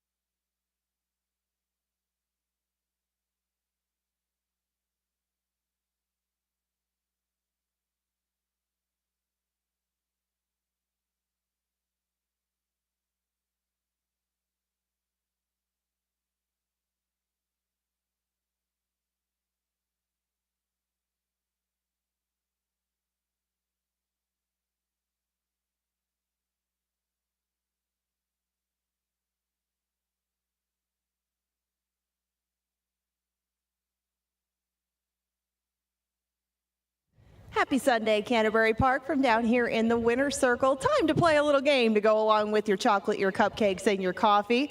I happen to have an expert on my left of both movies and dogs. Tell us your name. Blake, And Blake, what's the best kind of dog out there? Shih Tzu. Oh, well, we're not going to talk about Shih Tzus today. That's a very good answer. We're going to talk about wiener dogs because we got wiener dogs coming for the 4th of July. Here's what we're going to do. We're going to turn around and look at the tote board. We're going to take a look at a scene from a movie.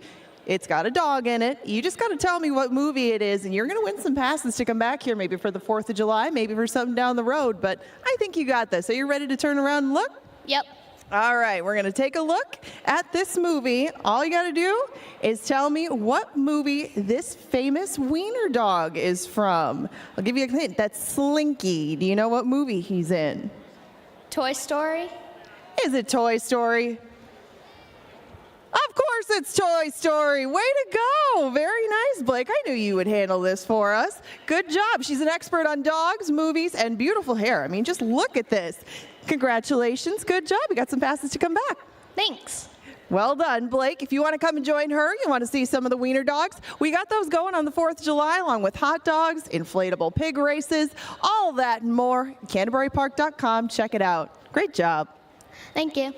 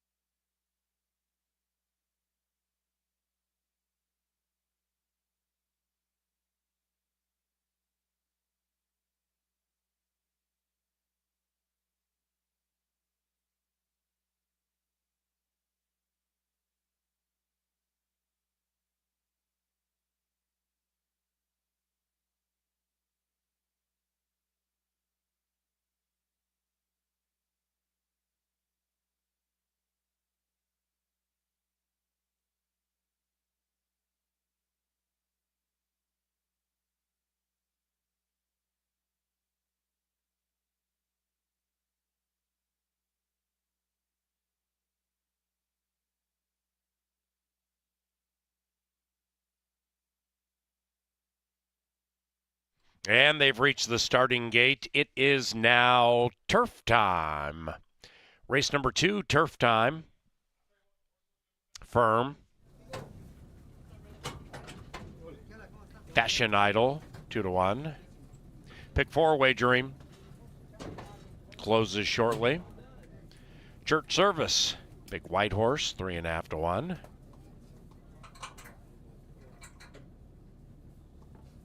Sunshine Fever.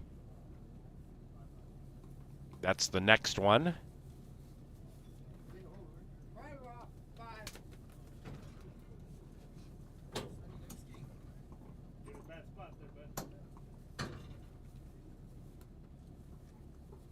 Valence and Fashion Idol have gone in, and they're calm.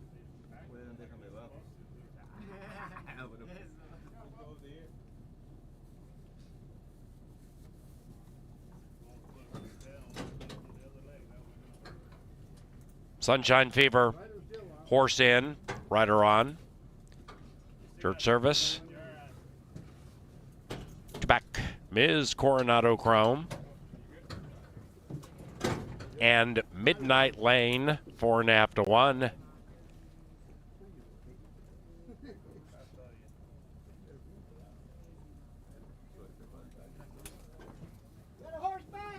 The even races, or check that 4 races on the turf for you today. And here's the first. And they're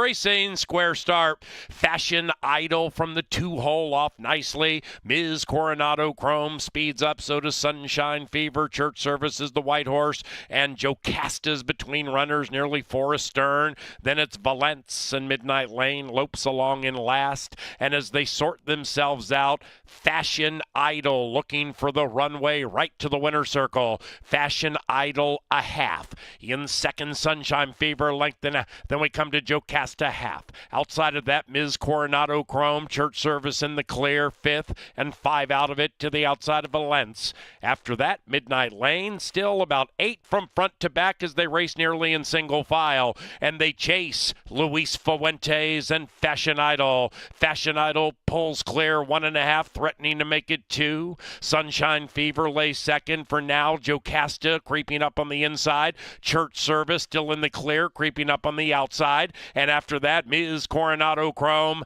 Then we come back to Midnight Lane out of last, putting the bookender in last. Midnight Lane's on the move. Midnight Lane, that's 7 at 7-1, making a sweet move. Round about the quarter pole, Fashion Idol, Sunshine Fever, Church Service, Midnight Lane, Jocasta behind them, and they come charging down the Canterbury Park stretch. Fashion Idol desperately trying to hold on, but maybe in deep water. Between them, Jocasta. Outside, we have Midnight Lane. Inside, Valence finishing sweetly. Valence at 7-1. Valence got all the money. And boom, it's 7-1.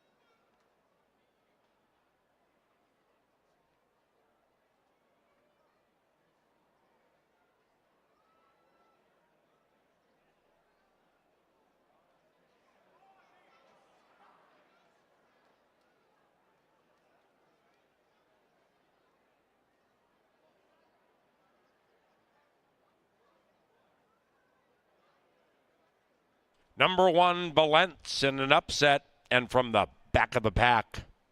The rest of the numbers, 1, 7, 4, 2. Bookenders make up the exacta. each at 7-1.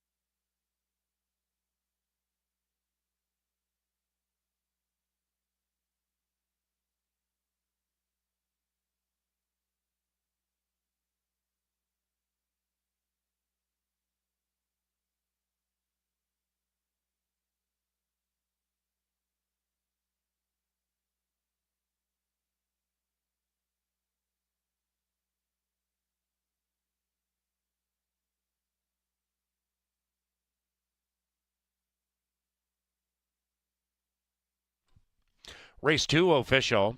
Superfecta 40 and change. 6-1 double. 57.40. Exacta 54 and change. The 50-cent trifecta paid $110. Race number 3 is 22 minutes from now. Back to the John Deere Dirt. And no scratches. The third race is provided by Anheuser-Busch.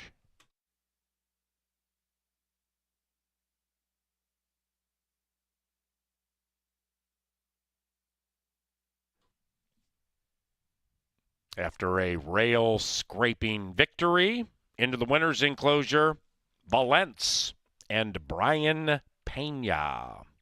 The winning owners, A. Jason Hall Stables, Stephen Baker, and Bill Van Landingham. And the winning trainer, Ty Garrett.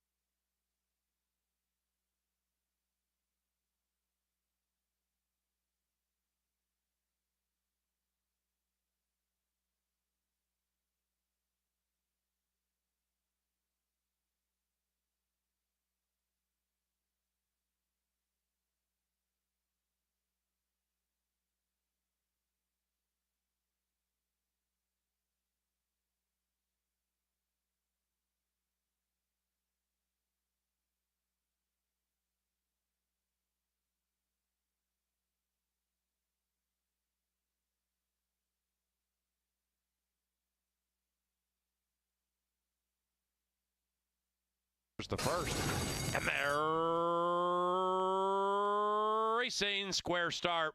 Fashion Idol from the 2-hole off nicely. Ms. Coronado Chrome speeds up. So does Sunshine Fever. Church Service is the white horse. And Jocasta's between runners, nearly 4 astern. Then it's Valence and Midnight Lane lopes along in last. And as they sort themselves out, Fashion Idol looking for the runway right to the winner's circle. Fashion Idol a half.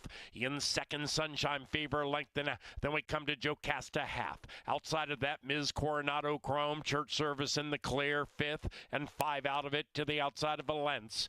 After that, Midnight Lane, still about 8 from front to back as they race nearly in single file. And they chase Luis Fuentes and Fashion Idol. Fashion Idol pulls clear, 1.5, threatening to make it 2. Sunshine Fever lays second for now. Jocasta creeping up on the inside. Church Service still in the clear, creeping up on the outside. And after that, Ms. Coronado Chrome. Then we come back to Midnight Lane out of last, putting the bookender in last. Midnight Lane's on the move. Midnight Lane, that's 7 at 7-1, making a sweet move. Round about the quarter pole, Fashion Idol, Sunshine Fever, Church Service, Midnight Lane, Jocasta behind them, and they come charging down the Canterbury Park stretch. Fashion Idol desperately trying to hold on, but maybe in deep water. Between them, Jocasta. Outside, we have Midnight Lane. Inside, Valence finishing sweetly. Valence at 7-1. Valence got all the money. And boom, it's 7-1.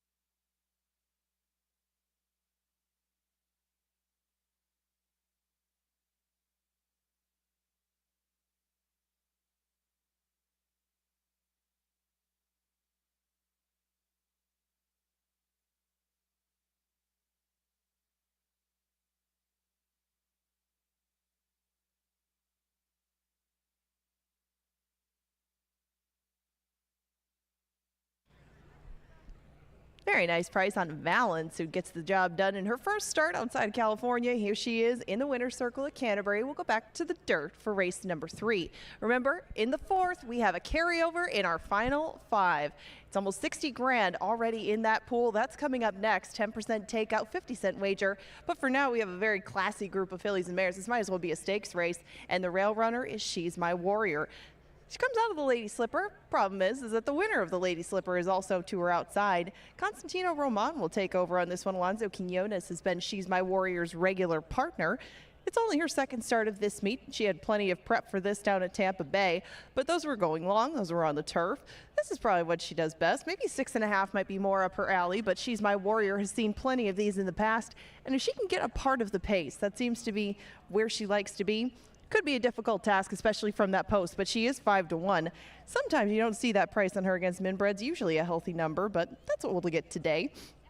Peppermill is going to make her first start at Canterbury. She's 4-1 at the moment, and this is a very classy filly herself. She has dabbled in stakes company at Emerald, Zia, all over. Wherever she's gone, Peppermill makes a good account of herself when she's on the lead. That's a criteria for a lot of these fillies in here.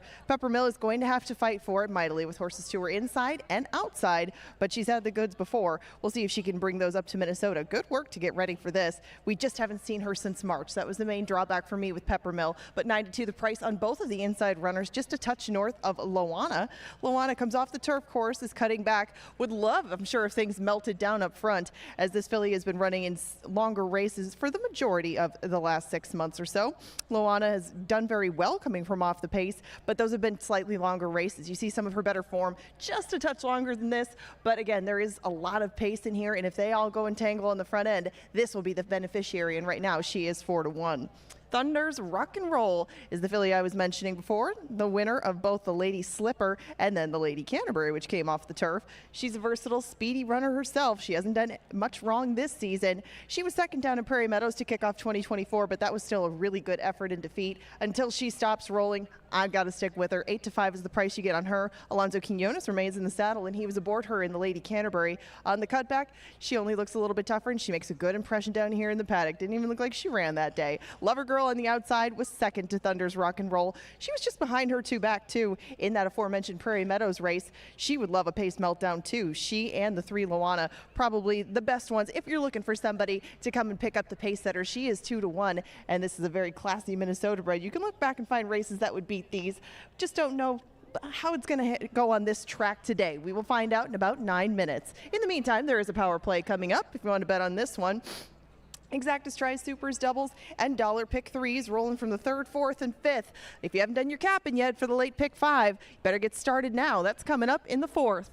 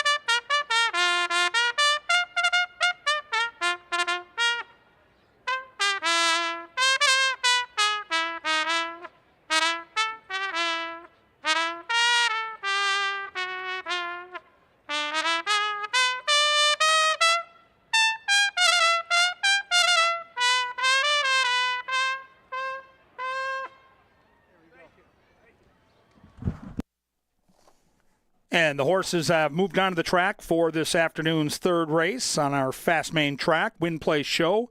Exacta Trifecta Superfecta, Daily Double, and a $1 pick 3 with races 3, 4, and 5. At the gate, in 7 minutes.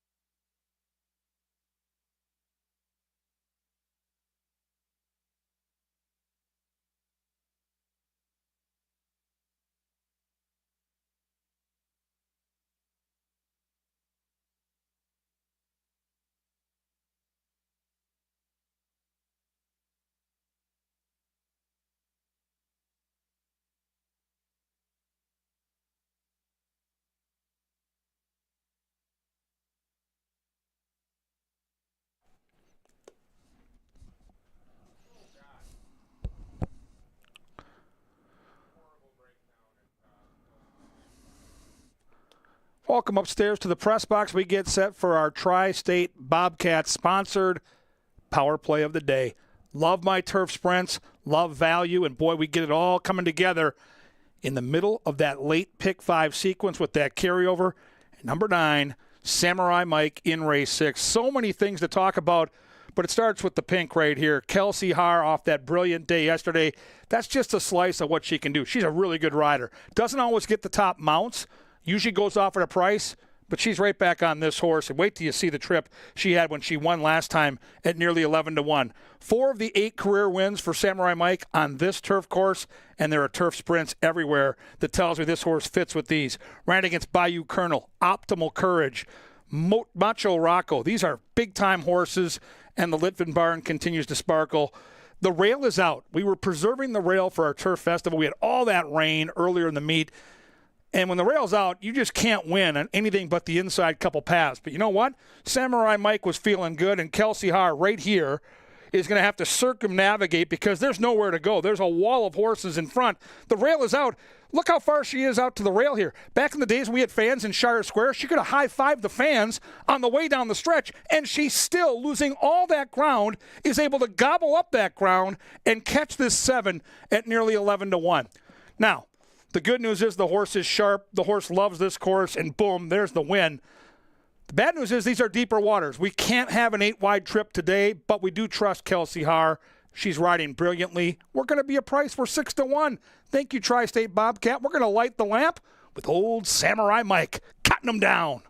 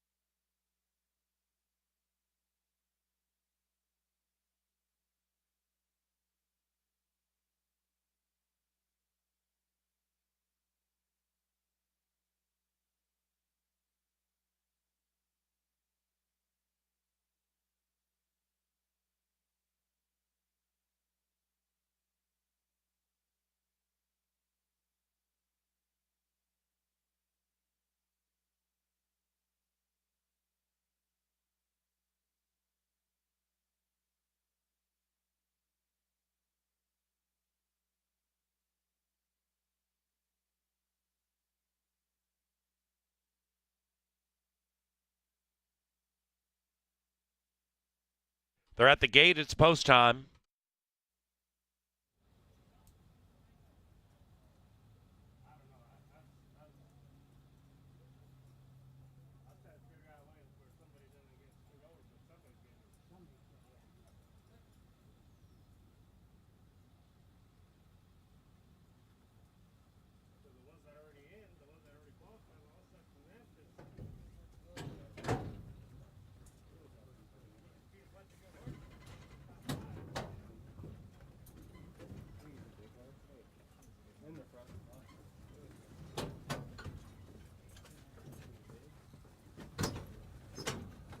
Thunder's Rock and Roll, even money.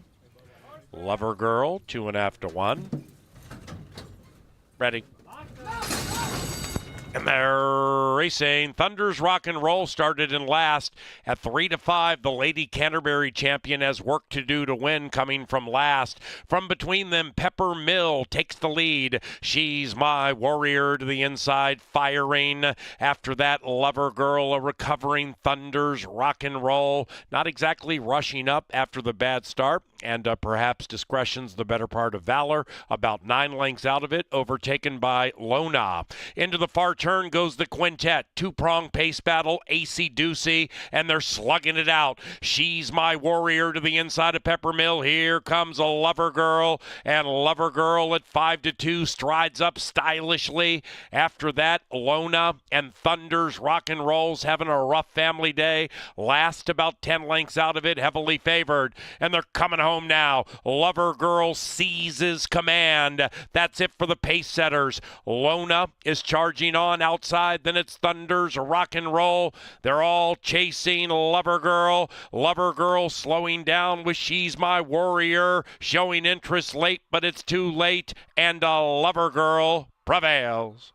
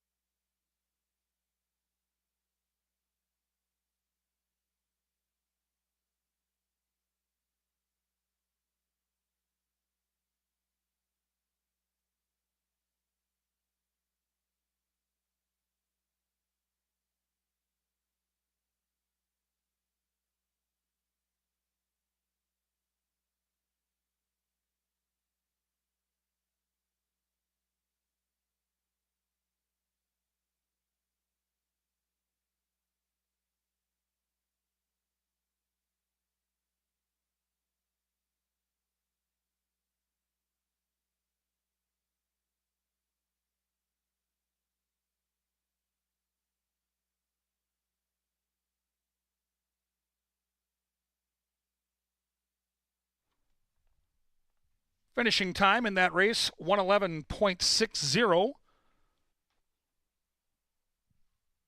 Lover Girl upsets the apple cart here. Homebred wins for the 4th time at Canterbury. And the 3rd race, Official and Cashable. $7 for your win ticket on Lover Girl. Trifecta paid $40.30. The Superfecta paid $43.45. The Bobby Smith 1-5 double paid $87.20. The 615 pick 3 for $1 paid $97.70. Into the winner's circle comes the official winner here of our third race. She's number 5. She's Lover Girl. Lover Girl is a 4-year-old dark bay or brown filly, foaled in Minnesota by Gary Bergsrud. Lover Girl's owned by Gary and Brenda Bergsrud. The winning trainer is Matt Williams, and the winning jockey is Canterbury's top jockey, Luis Fuentes. On deck, we go back to a firm turf course, and don't forget race 4 starts the final 5 pick 5 with a jumbo-size carryover of just short of $80,000. Already $40,000 bet in, so we're playing for 6 figures today with that carryover. Race 4, firm turf. Scratch 4, 7, and 8 at the gate in 21 minutes.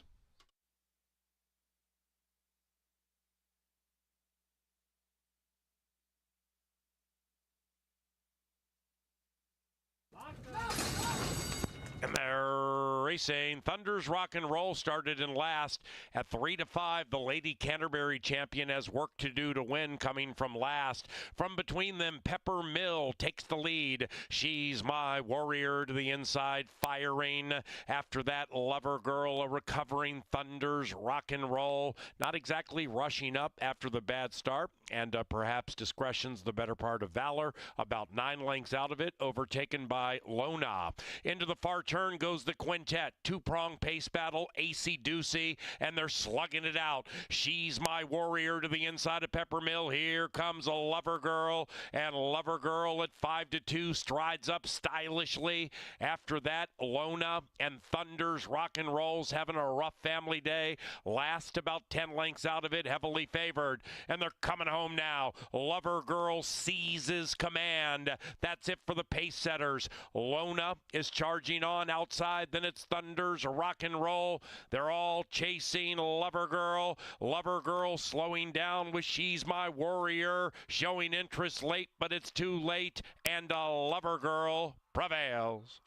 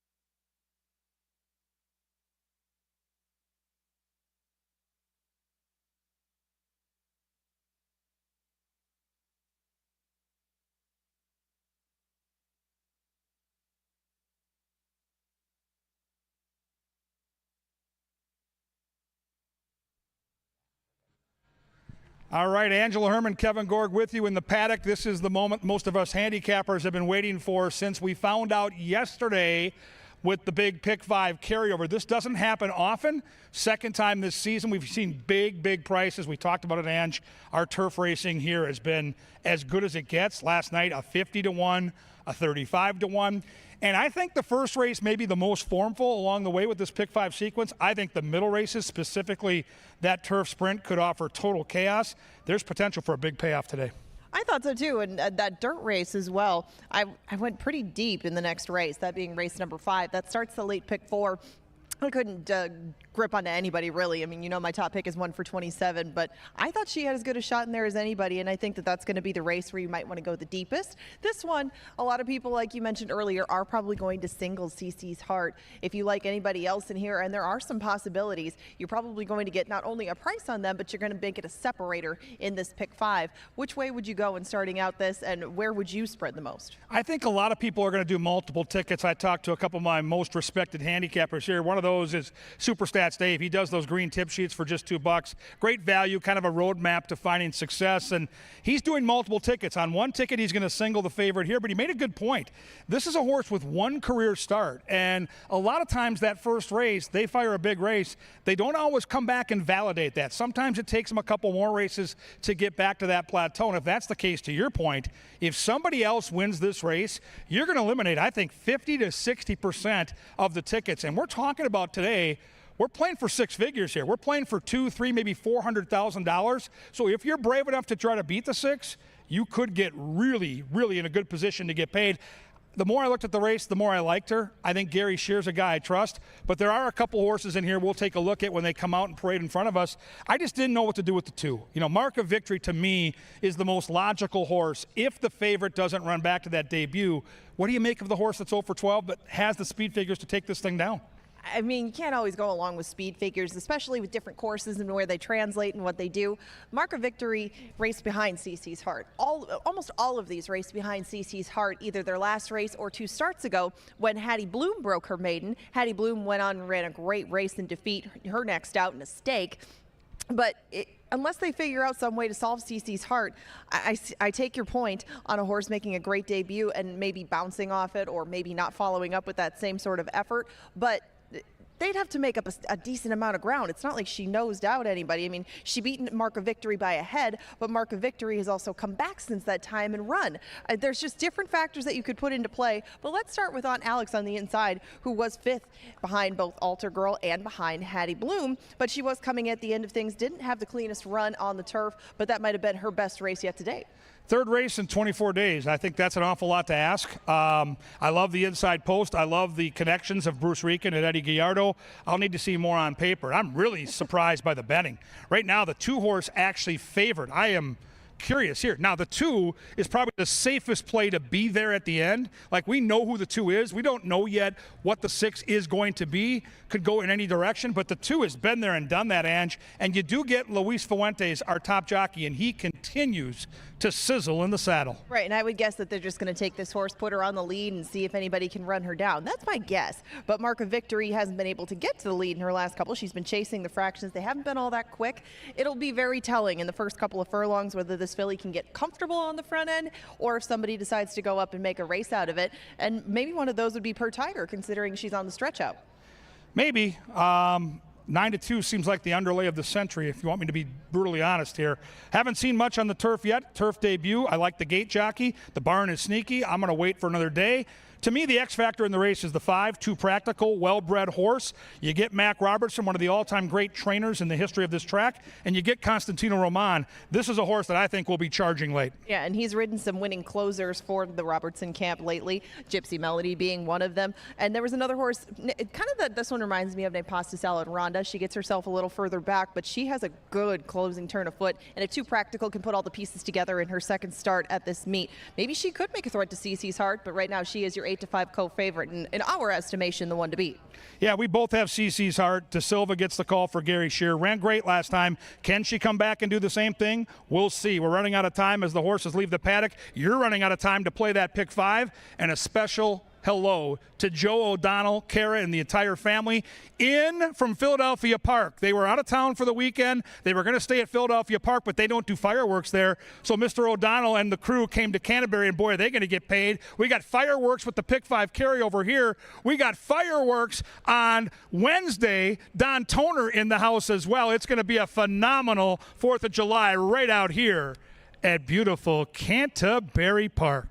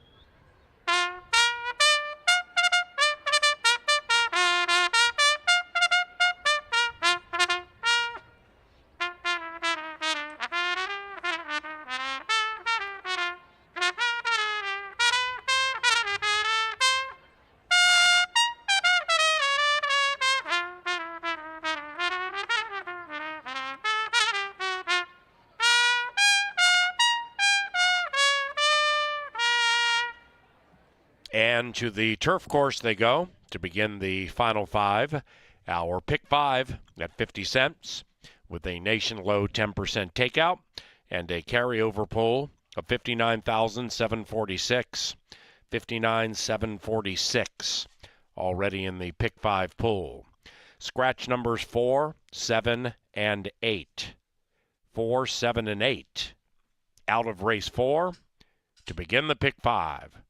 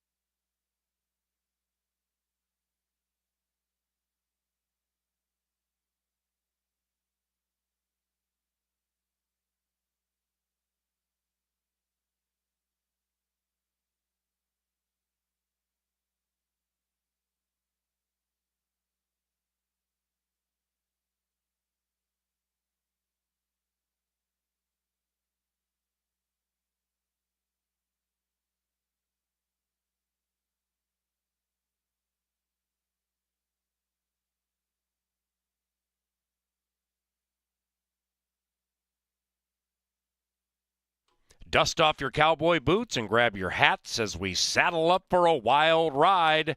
It's July 19th and 20th. It's the first Ram Trucks Rodeo at Canterbury Park, produced by Extreme Events Minnesota.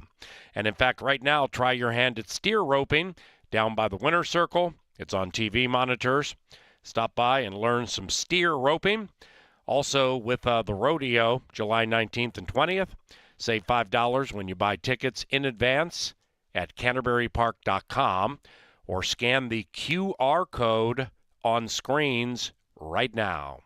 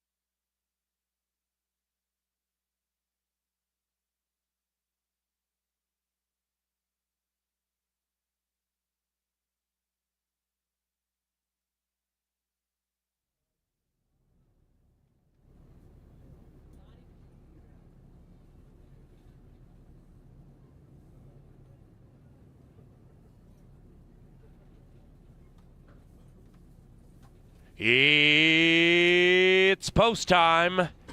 Into the starting gate for the fourth, beginning the second pick 5. This one with a carryover pool of nearly $60K. CC's Heart, heavily favored. Per Tiger, rearing. On Alex and Mark of Victory have gone in. Per Tiger, Sans Luis Valenzuela, and hopping about on the Canterbury turf course.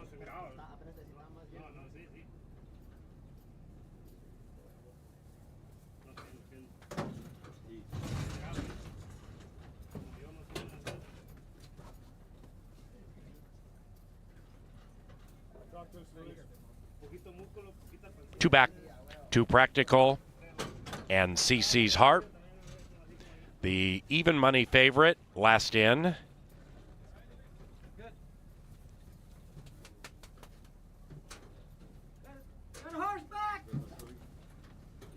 There in the gate. En las carreras. Mark of Victory comes out speedily, and so does Per Tiger with On Alex on the inside. After that, two practical, and CC's Heart strides out at even money. CC's Heart widest of all around the first turn, but CC with a lot of heart grabs the lead, gets down to the inside, runs away by 2. After that, Per Tiger, two practical, 7 clear of Mark of Victory. Then it's On Alex, last of the quintet, to begin the pick 5 with the big carryover. 12 covers them up the barn side they go. CC's Heart has company in the shape of two practical, widest of all, Per Tiger between them. And now it's 8 back to Mark of Victory and On Alex. A little less than a half mile to travel. Race 4, Sunday CBY. CC's Heart and two practical. Those two right together. Per Tiger right behind them. After that, Mark of Victory and On Alex. Now they're creeping up on the speed. And two practical put the nose in front for a second. CC's Heart is fighting off the challenge to the inside, and 5 and 6 are in perfect harmony as they head for home in race number 4. Mark of Victory's out of last and in with a shot. Up goes two practical, and back to the barn goes CC's Heart. Outside of that is Mark of Victory. CC showing a lot of heart on the inside, but two practical has the better of those two. Now Mark of Victory kind of hanging around. Two practical, Mark of Victory, two practical at 6-1.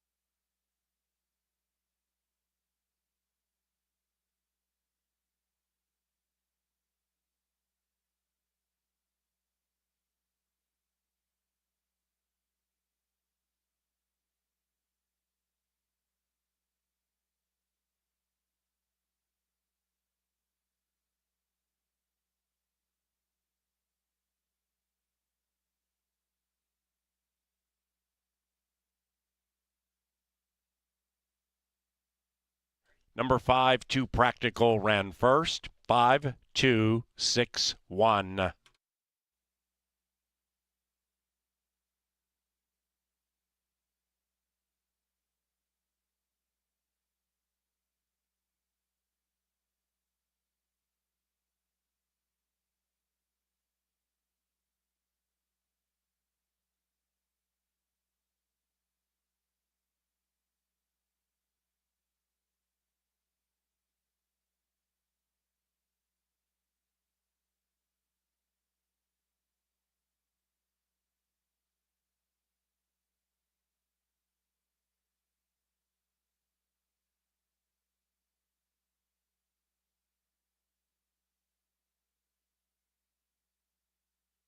And race 4 is official. Exacta 1620, trifecta 1010. Superfecta $2 and change. Fives wild in the double 2620. And the second pick 3 today paid 188.40. On to race number 5 and back to the John Deere Dirt. No scratches, no rider changes for the 5th race. And race number 5 is provided by Pepsi and John Deere.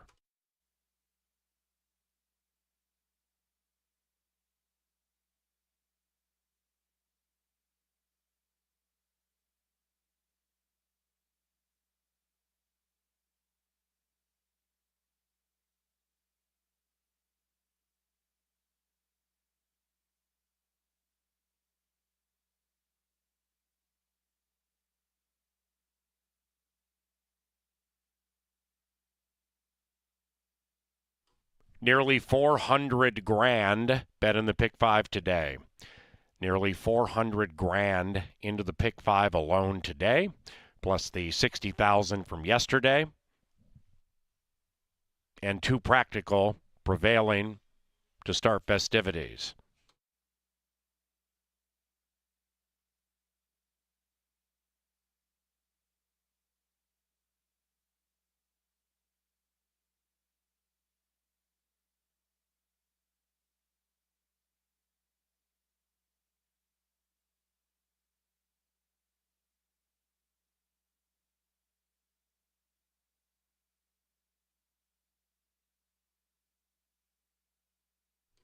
Up to the winner's enclosure, 2 practical, and Constantino Roman.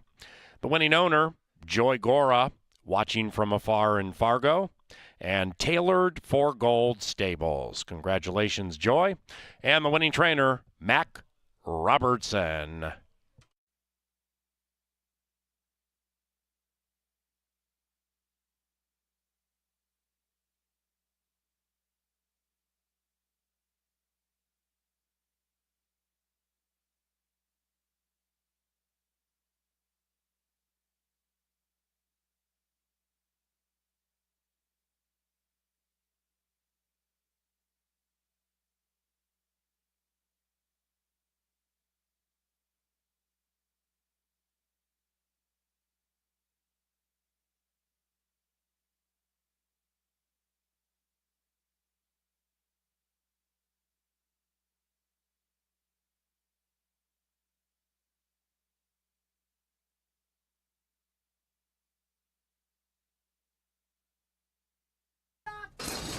En las carreras.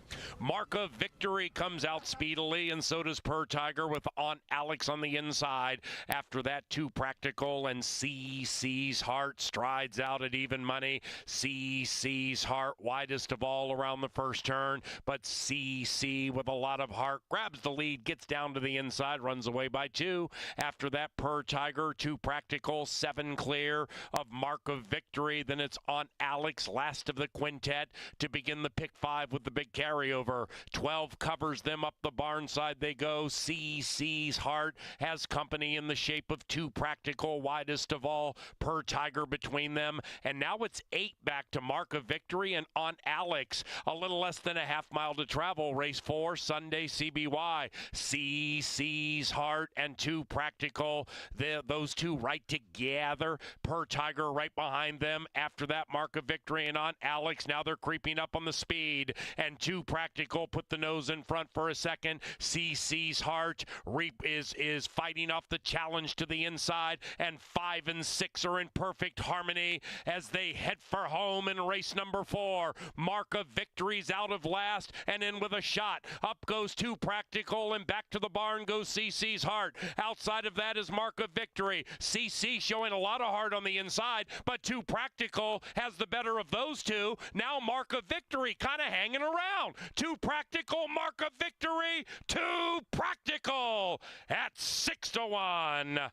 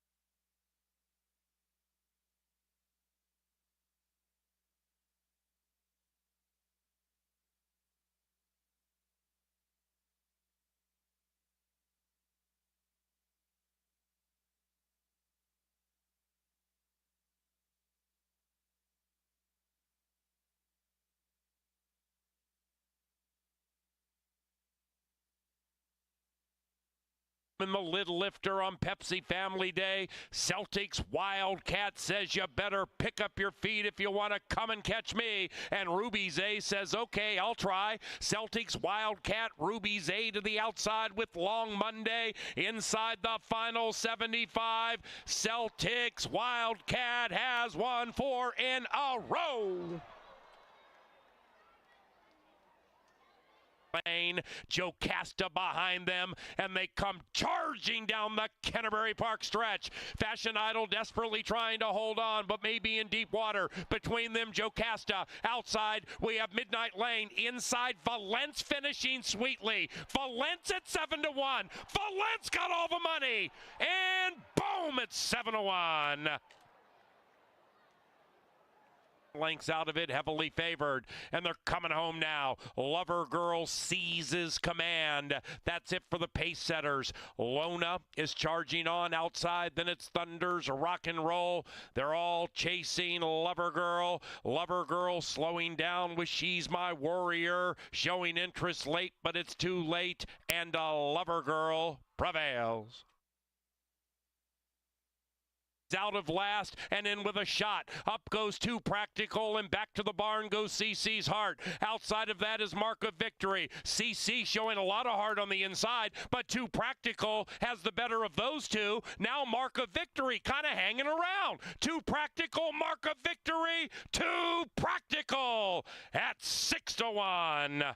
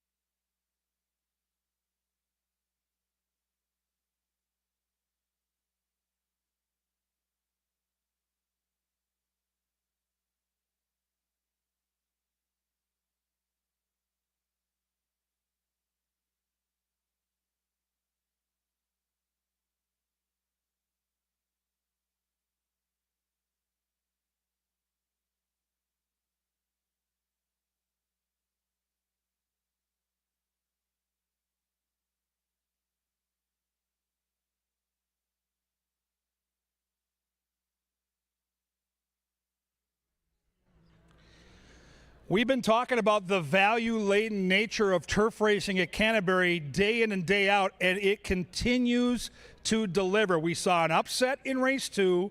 We see an upset again in race 4. And get this, with over $400,000 in that late pick 5, 80% of the tickets are dead. So if you're in there playing for $400K, buckle up. It's going to be a fun ride. We got 4 more legs to get through, including race 5, which finishes the first 5. Number 1 is my top pick in the race.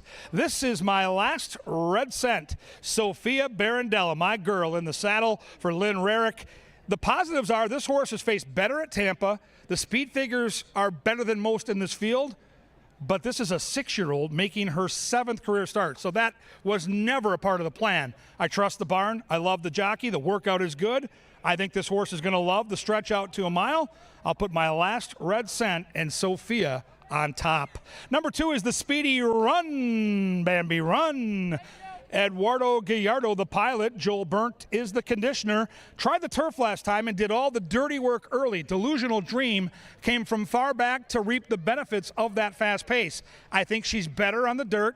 I think she has a chance to get clear here. To me, she's the horse to beat. I think the odds will dictate that come post time. But if you like wide open betting races, just take a look at the betting board right now. Nobody below 5-2 and nobody double digits. Everybody's taking money here. This is fun. Number 3 is Miss Double. Constantino Roman looks to go boom, boom, back to back with long shots. He rides this one for Espinoza, sprinted last time and broke the maiden. When you hear maiden, that's the horse's first career victory. Good looking gray out here in the paddock with some natural speed. Miss Double tries to start a win streak and on the board at 9-1. 4 is Susie's Darling. Our top jockey is Luis Fuentes. He gets the call for his brother, the trainer Ruben. Another horse coming off an impressive maiden breaking win. Now tested for class against winners. We'll see what the top jock can do. Here's Angela Hermanstown. She's sneaky on this one. It's She's on Easy Street. G-Rod gets the call for Joe Roberts. I'll tell you this, the Roberts barn brings in prices, so I like that. And I like the fact that the horse was closing last time on the turf. We'll see if she can have that big kick in the stretch here. The pace should be honest. 6 is Maiden Rock. Quinones gets the call here for Candelas. In from Chicago. We got a Chicago shipper like the 5. Not a lot of early speed, so she'll try to charge late. And on the outside, don't ever sleep on Kelsey Haar. We've learned that lesson too many times this year. She's on Miss Gold here for Tony Rengsdorf. Turf to dirt, class drop, all the angles, and the mouse is down in the paddock. This worked last night. We'll see if it can happen again. Kelsey Haar on the board at 4-1. Race 5 starts the late pick 4. Late pick 4 time at Canterbury. Get your tickets in now as we sail along on this sultry Sunday afternoon. The horses have left the paddock. They'll be at the gate in around 8. And then they're going to get it on.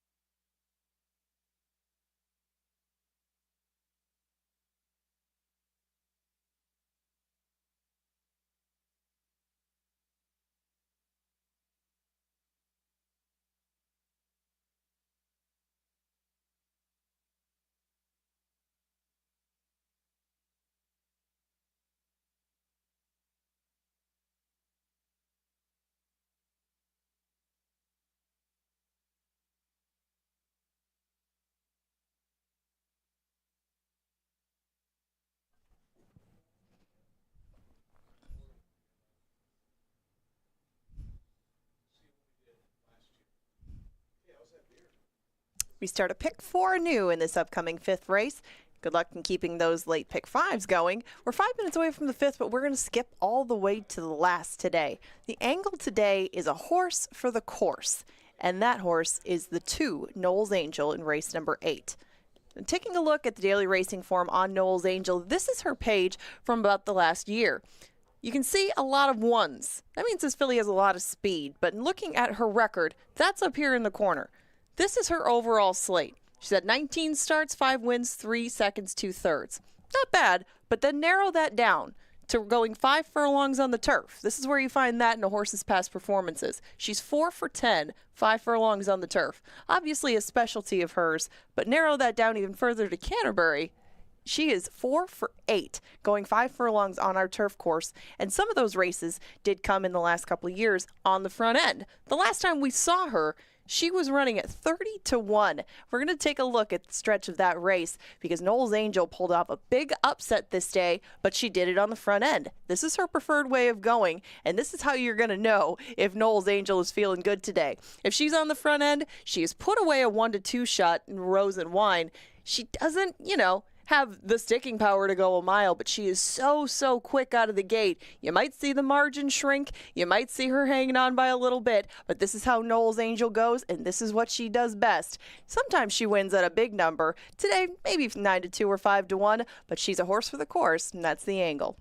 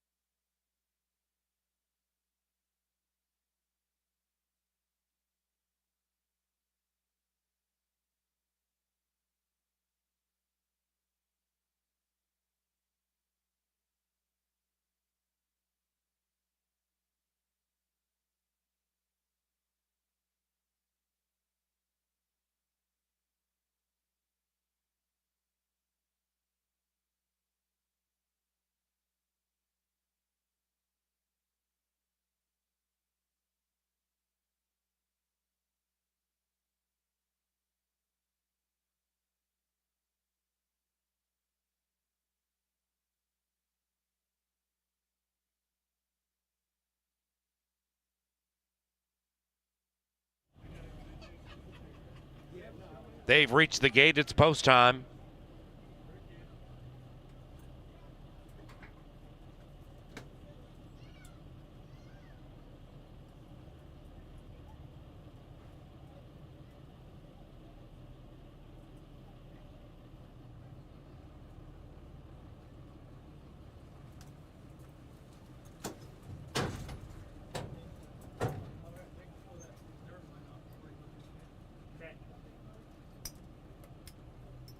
Hey, Jake, pull that lip cord before you hit the gate, huh?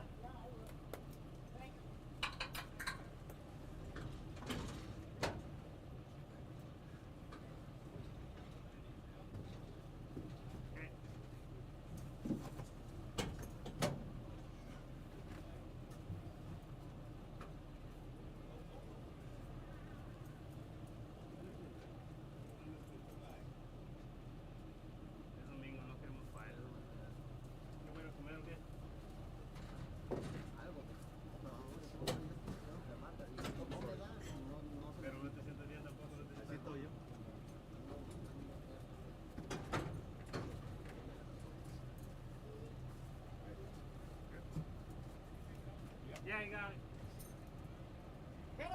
it. Race 5, our starter, Oscar Quitos. Hold on.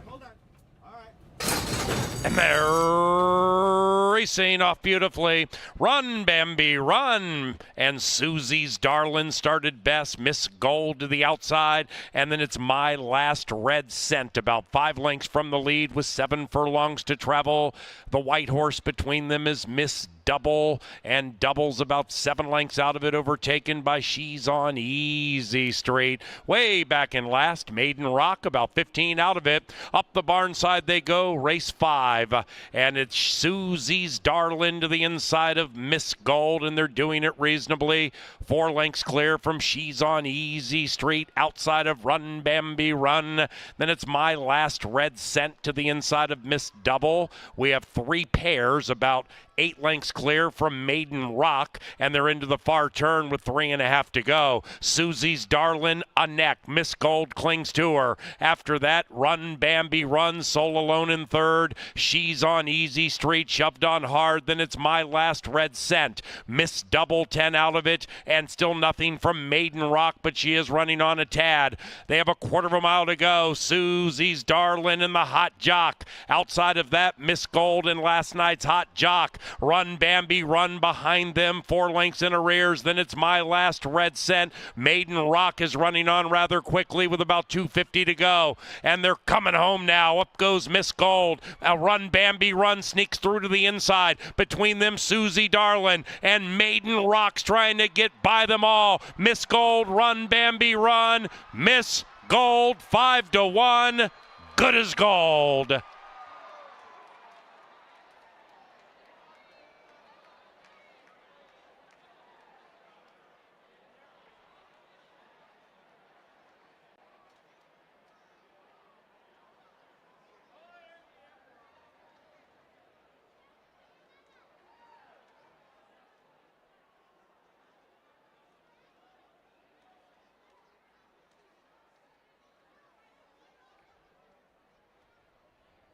Ma.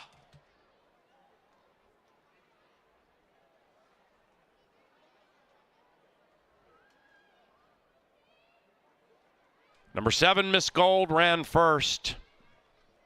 Voted for the rest.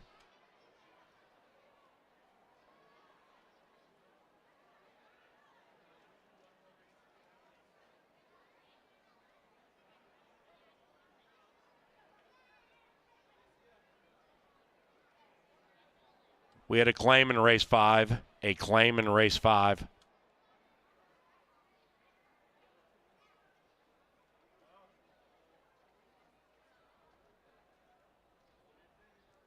Number 2, Run Bambi Run, claimed for $5,000. Edgar Espinoza, the new owner trainer.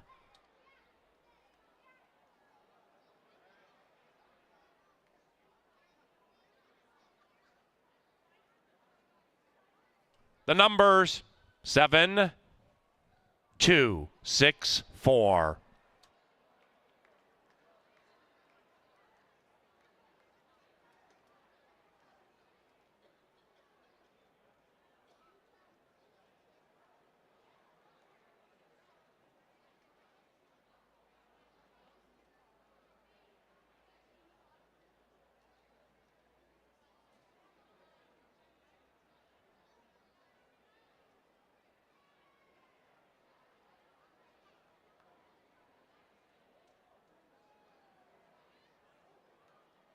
We have a jockey's claim of foul, and it does involve the winner, Miss Gold. Please hold all tickets. The rider of number 4, Susie's Darlin, has claimed foul against the winner, Miss Gold, alleging interference with about 100 yards to go in the race. 7 under scrutiny on TV monitors. The 2 involved are the ones with the orange and yellow helmet covers.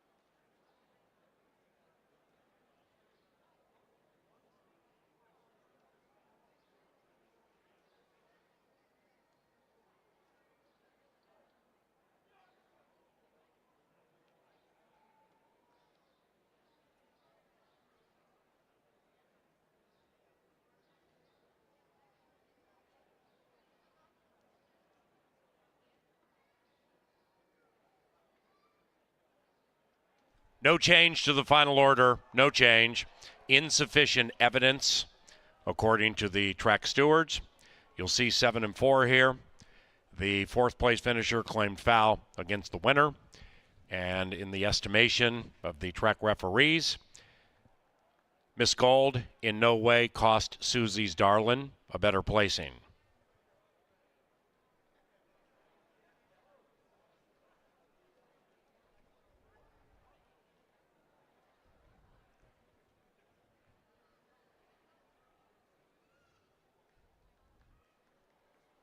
Up to the winner's circle, Miss Gold and Kelsey Har. Miss Gold is owned by Arundel Ranch, and the winning trainer, our leading trainer, Tony Rengstorff.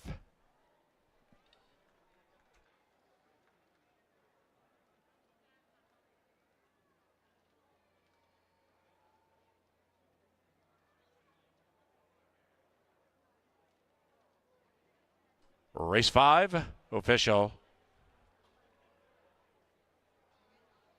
The first pick for today, $634 for 50 cents. And the first pick 5, $1,632 for 50 cents. Race 10 on the firm turf course. Scratch 6, shake up.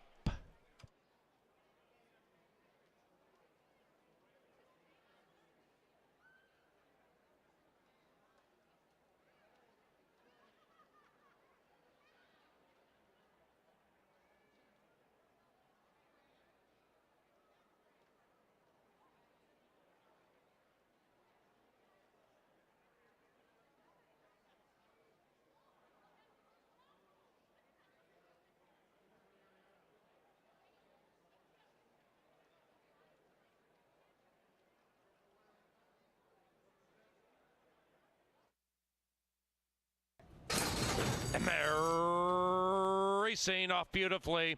Run, Bambi, run. And Susie's Darlin started best. Miss Gold to the outside. And then it's My Last Red Scent, about 5 lengths from the lead with 7 furlongs to travel. The white horse between them is Miss Double, and Double's about 7 lengths out of it, overtaken by She's on Easy Street. Way back in last, Maiden Rock, about 15 out of it. Up the barn side they go, race 5. And it's Susie's Darlin to the inside of Miss Gold, and they're doing it reasonably. 4 lengths clear from She's on Easy Street, outside of Run, Bambi, Run. Then it's My Last Red Scent to the inside of Miss Double. We have 3 pairs, about 8 lengths clear from Maiden Rock, and they're into the far turn with 3.5 to go. Susie's Darlin a neck. Miss Gold clings to her. After that, Run, Bambi, Run, Soul Alone in third. She's on Easy Street, shoved on hard. Then it's My Last Red Scent. Miss Double, 10 out of it, and still nothing from Maiden Rock, but she is running on a tad. They have a quarter of a mile to go. Susie's Darlin and the Hot Jock. Outside of that, Miss Gold and last night's Hot Jock. Run, Bambi, Run behind them, 4 lengths in arrears. Then it's My Last Red Scent. Maiden Rock is running on rather quickly with about 2:50 to go, and they're coming home now. Up goes Miss Gold. Run, Bambi, Run sneaks through to the inside. Between them, Susie Darlin and Maiden Rock's trying to get by them all. Miss Gold, Run, Bambi, Run. Miss Gold, 5 to 1. Good as gold.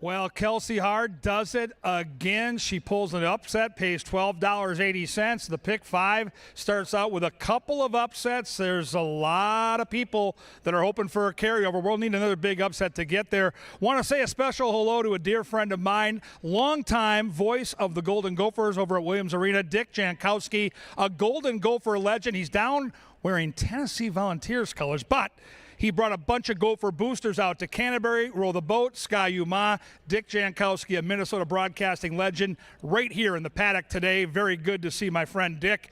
And hopefully we can find a winner for Mr. Jankowski here in the 6th, because as we talked about a couple hours ago in our pre-race show, sponsored by Touchdown Tile, this looked like the most wide-open, difficult race of the day. We'll start with the Irish bred number 1. Shut up, Michael. Ridden by Luis Valenzuela, trained by Wade Rarick. And this horse last time out ran a sneaky good third behind Samurai Mike. That was off a layoff, so we're more fit. We're second time back off the bench.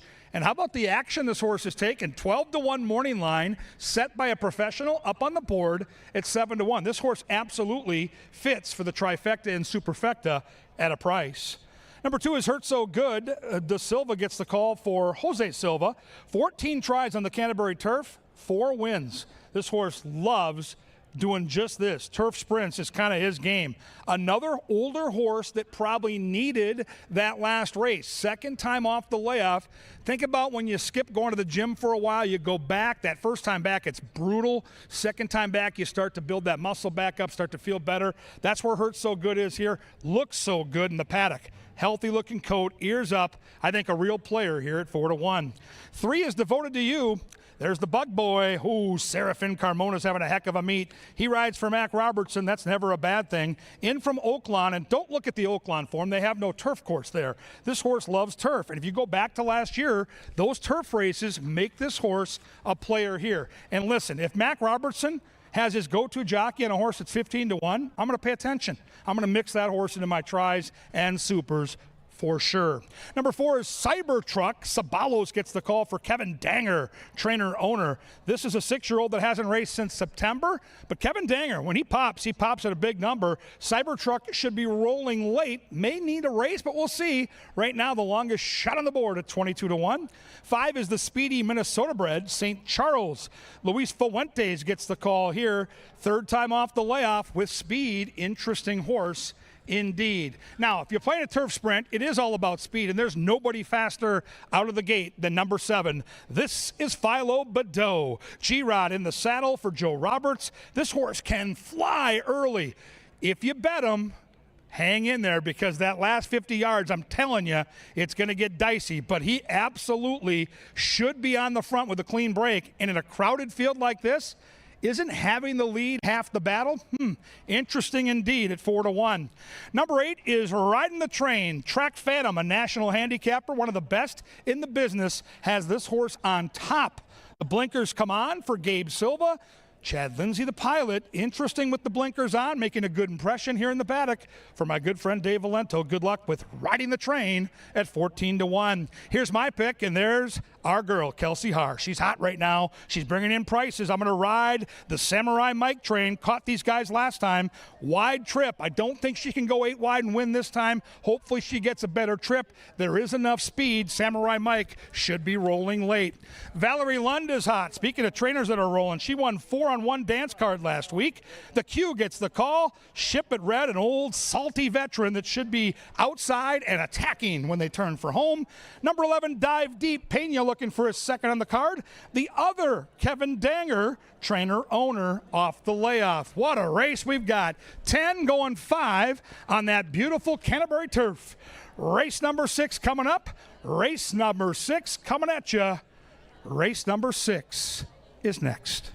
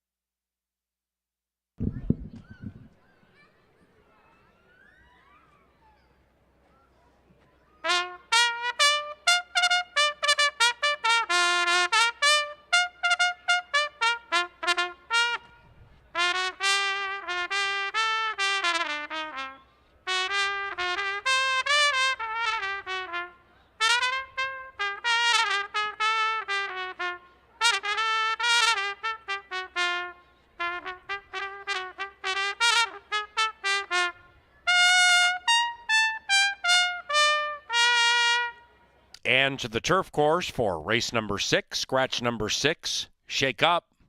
Parents, stand by. Our 3 Culver's Canterbury Kids will be displayed on the big screen in the infield shortly.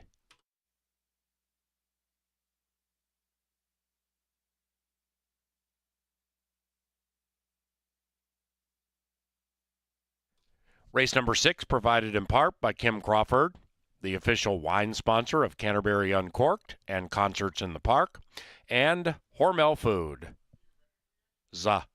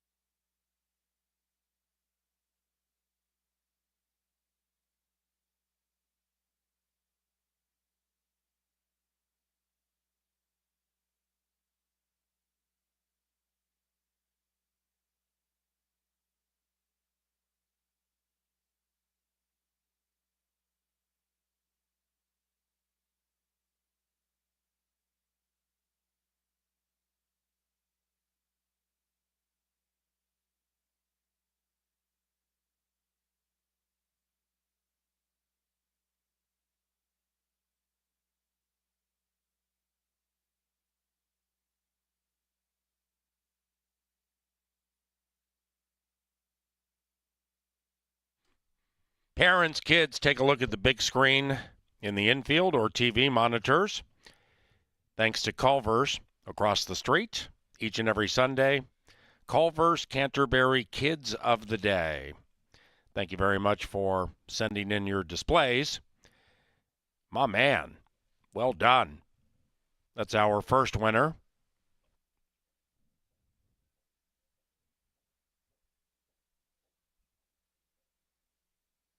And number 2, taking advantage of the free pony rides. Congratulations. And our third Culver's Canterbury Kid of the Day is Bam. Congratulations. Free kids meals from Culver's. 5 minutes.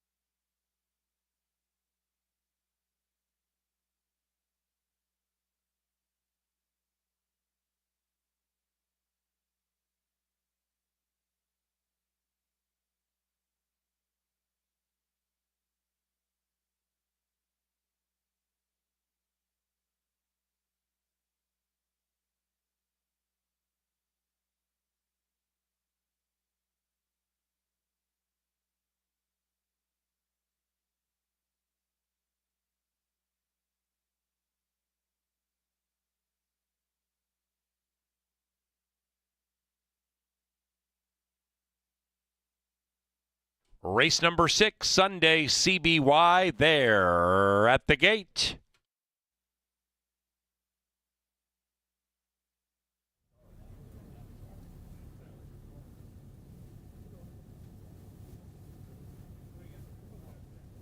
Philo Beto, tepidly favored.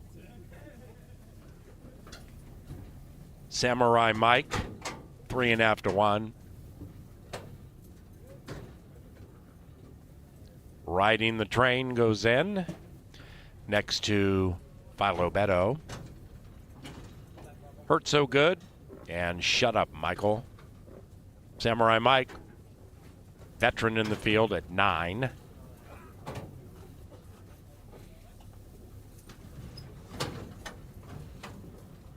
St. Charles, Ship It Red, and Dive Deep. One out. A cast of veterans set to sprint on the beautiful Canterbury turf.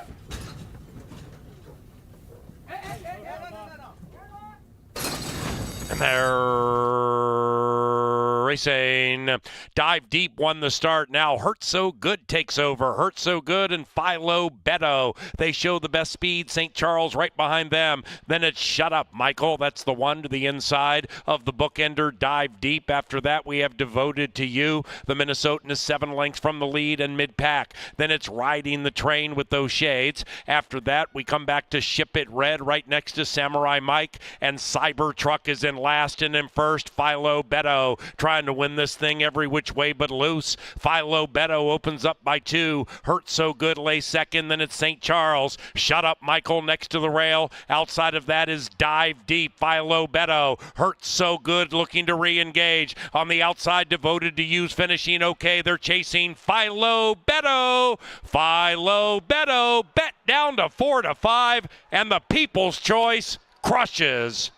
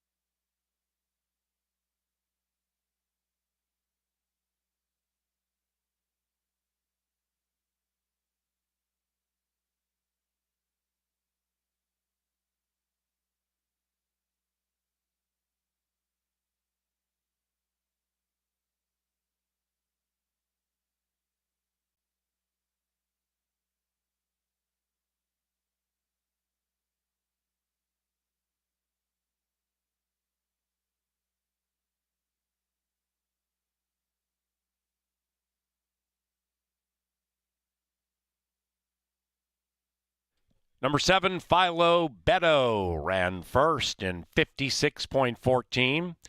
A photo for the rest and a claim announcement.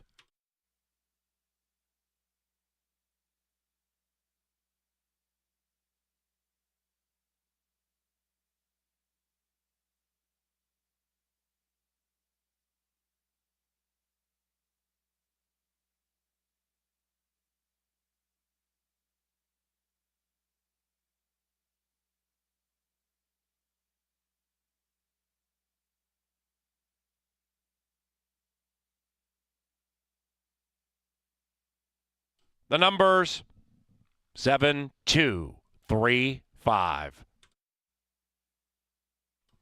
The winner, Philo Beto, was claimed. The new trainer, Burnell Roan, for Rocket Wrench Racing. Winning a two-way shake for the victorious Philo Beto, Roan Rivac.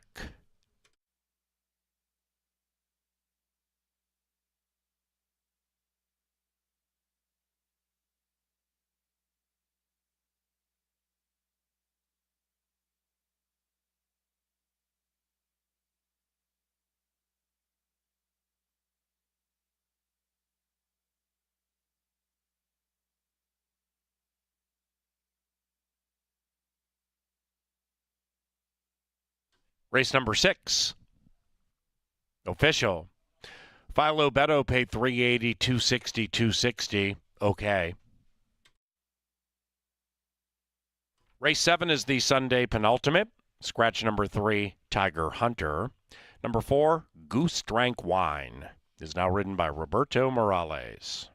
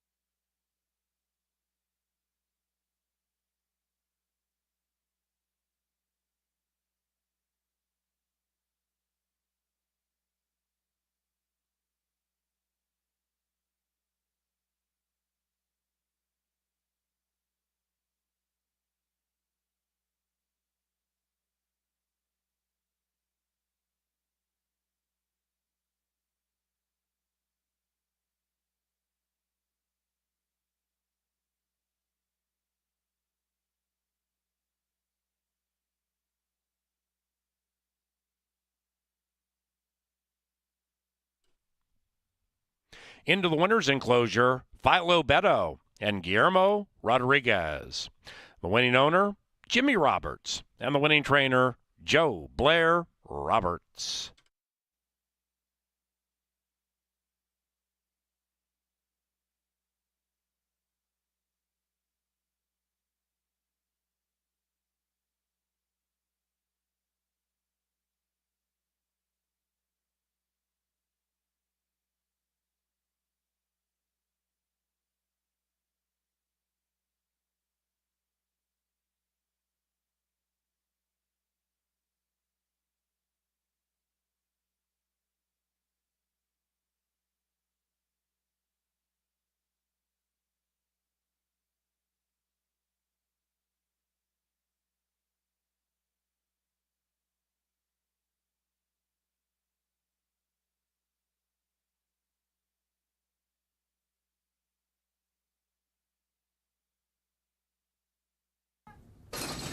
And they're racing.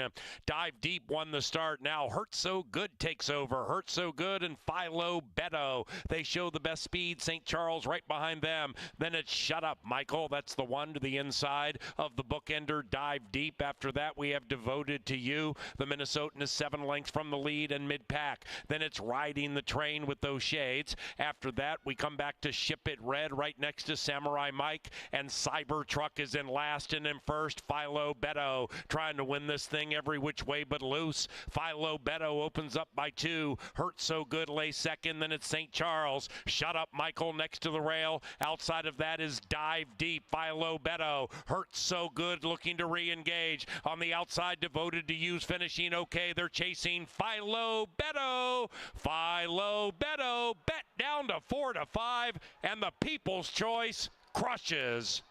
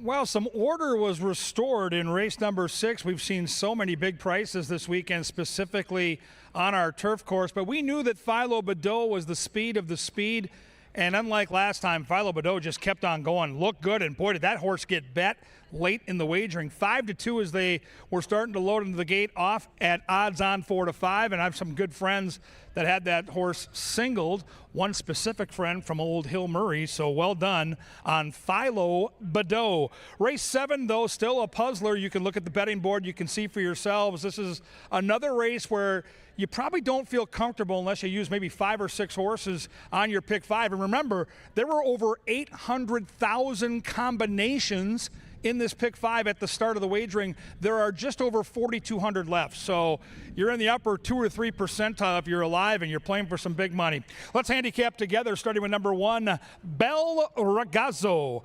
Serafin Carmona, the bug boy, gets the call here. And this horse is sneaky. Last time out was 8-5 against most of these horses, and just didn't fire. And it was slow fractions up front. This is a late runner who needs the pace to come back to him. Should save ground. I love the way that Serafin is riding. I would not discount this horse, even though the tote board's telling you that he's the longest shot on the board. I don't agree with it. Number 2 is Top of My Game. What do we do with the Jose Silva charge here? You get Gallardo, you get the best speed figures, you get a horse that's raced at Santa Anita and Del Mar. These are all really big angles that tower over this field. But you have to ask yourselves, this horse was claimed for $8,500. This horse was facing 16,000 optional allowance types, ships cross country and drops in for 4. So this is the poker game that Claiming Racing provides. If this horse is anything close to who he was when we last saw him, he wins. It's that simple. But he's in for 4 for a reason. I think he's going to be there in the end, but I just was looking for value. And, boy, they're betting like Top of My Game is going to run to that name. And that's the one to beat if you want to greet the old cashier in about 12 minutes. Number 4 is Goose Drank Wine. Morales is the new jockey. Put Morales in the saddle for Rushton.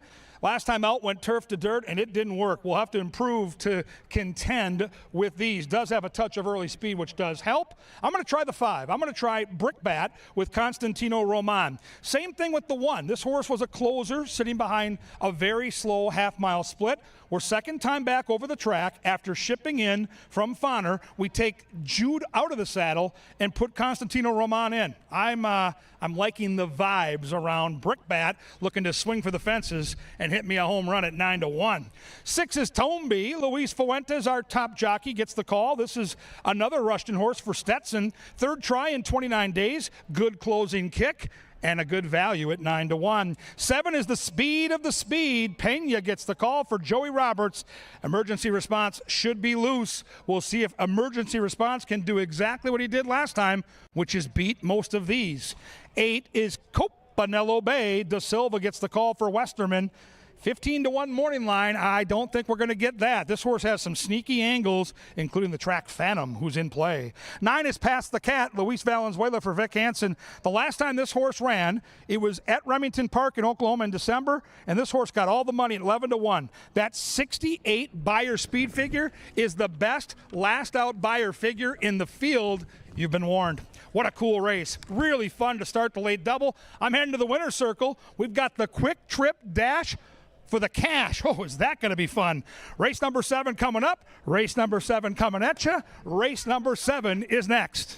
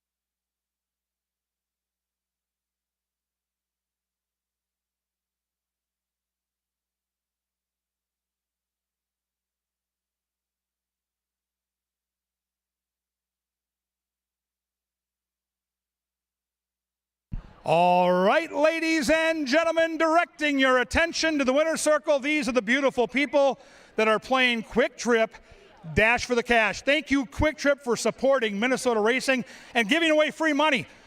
The horse placard is holding by these fans right here. If their horse wins, they get a $100 gift card from Quick Trip. Second and third get $20. It's free money, folks. Free money at Canterbury Park. Your name? Tegan. We're cheering for Tegan. Who could cheer against her? She needs that gas card. Roll the boat, Sky Yuma. Your name? That's right. I'm Austin, Where are you from? Minnesota. Of course you are. I love it. You got the Gopher shirt on to prove it. Your name and where are you from? Sarah from Lonsdale. Lonsdale's a great place. What do you think of this for?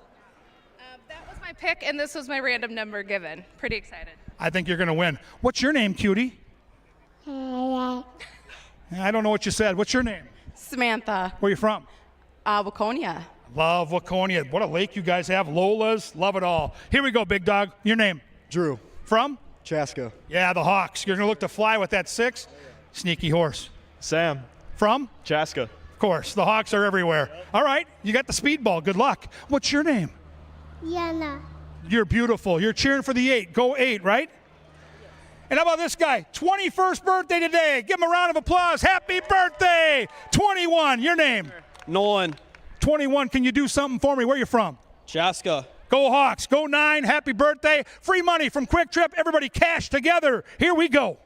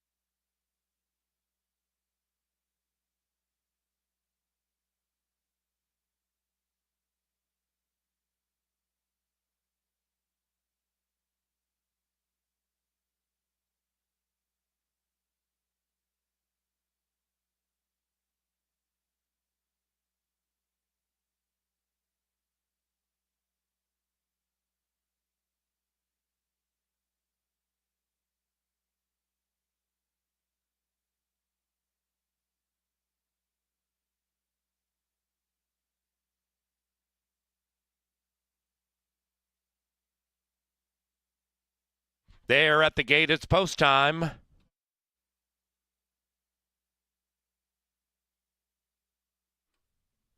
Moving in.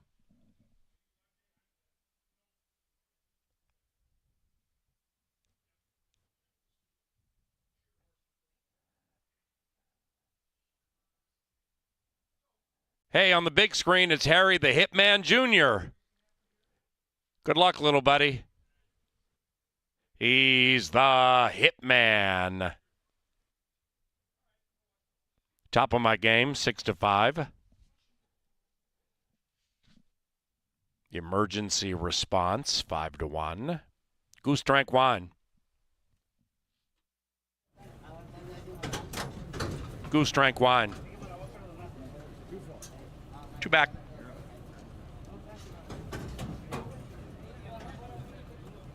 One out. Past the cap. 8 in the gate for the penultimate. Hey, we're good. And they're racing. Goose drank wine at 22-1, trying to leave them punch drunk. Top of my game with some speed to the inside, emergency response with some speed to the outside, and those 3 run away from the other 5, led by Bel Ragazzo. That one's 7 lengths from the lead. After that, Copanello Bay beginning to advance to the outside of Tomby. Then we come back to Brick Bat, and the one in last is Past the Cat. Past the Cat right behind the Bat, and about 13 lengths from it, and it belongs to Goose Drank Wine. Goose Drank Wine 2. Emergency response lays second by 2. Top of my game in third and being shoved on. Top of my game, the 2-5 favorite, just passed by long shot Bel Ragazzo and shipping all in. Tomby is next. Copanello Bay's making a move to the outside. After that, we have Brick Bat and Past the Cat and Brick Bat, double digits out of it. Chasing Goose Drank Wine. Goose Drank Wine. Emergency response getting a great trip if good enough. Copanello Bay continues to advance to the outside of Bel Ragazzo. Not today for Top of my game and Past the Cat's running on. And they're still chasing the tearaway long shot. Goose Drank Wine. Goose Drank Wine. Here's Copanello Bay to the outside of emergency response. Past the Cat is live, angling to the inside. Copanello Bay and Fausto da Silva. Bel Ragazzo at 8-1 to the inside, and Past the Cat surging home on the inside. It is Copanello Bay at 6-1.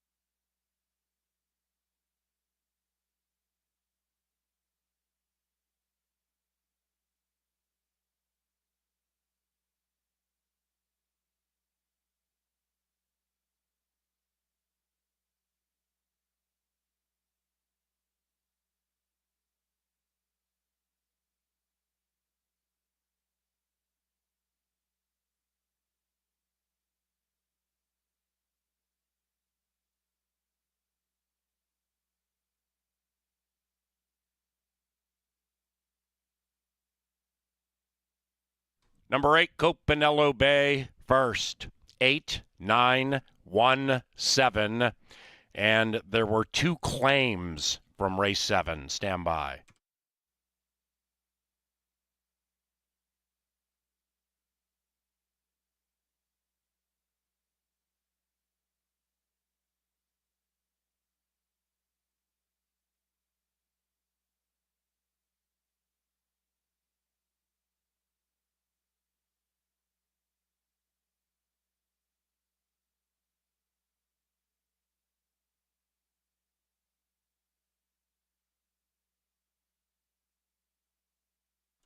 Two claims from race 7. Number 2, Top of My Game.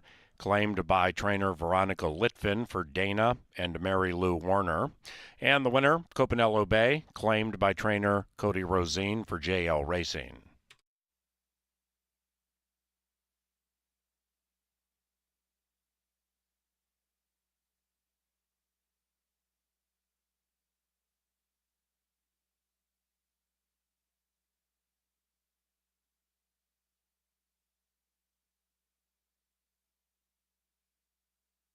Up to the winner's circle, Copanello Bay and Fausto da Silva. The winning owner, Todd Veerhusen, and the winning trainer, Ron Westerman.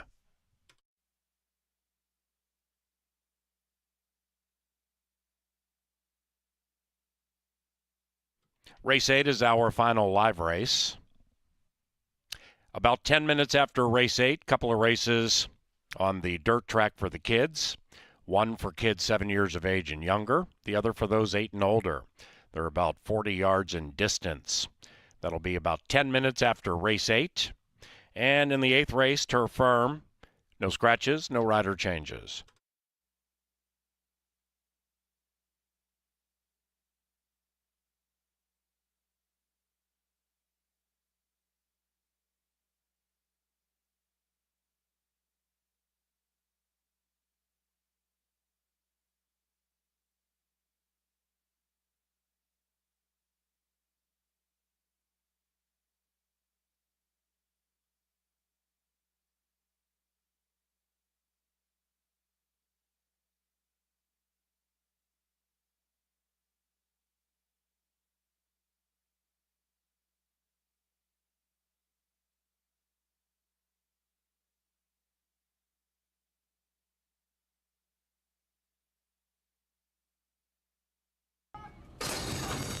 And they're racing.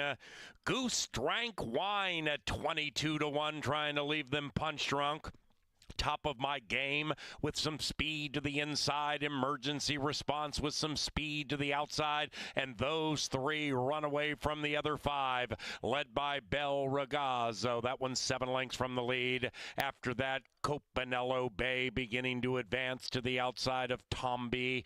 Then we come back to Brick Bat, and the one in last is Past the Cat. Past the Cat right behind the Bat, and about 13 lengths from it, and it belongs to Goose Drank Wine. Goose Drank Wine 2. Emergency Response lays second by 2. Top of my game in third and being shoved on. Top of my game, the 2-5 favorite, just passed by long shot Bel Ragazzo and shipping all in. Tomby is next. Copanello Bay's making a move to the outside. After that, we have Brick Bat and Past the Cat and Brick Bat, double digits out of it. Chasing Goose Drank Wine. Goose Drank Wine. Emergency Response getting a great trip if good enough. Copanello Bay continues to advance to the outside of Bel Ragazzo. Not today for Top of My Game, and Past the Cat's running on. And they're still chasing the tearaway long shot Goose Drank Wine. Goose Drank Wine. Here's Copanello Bay to the outside of Emergency Response. Past the Cat is live, angling to the inside. Copanello Bay and Fausto da Silva. Bel Ragazzo at 8-1 to the inside, and Past the Cat surging home on the inside. It is Copanello Bay at 6-1.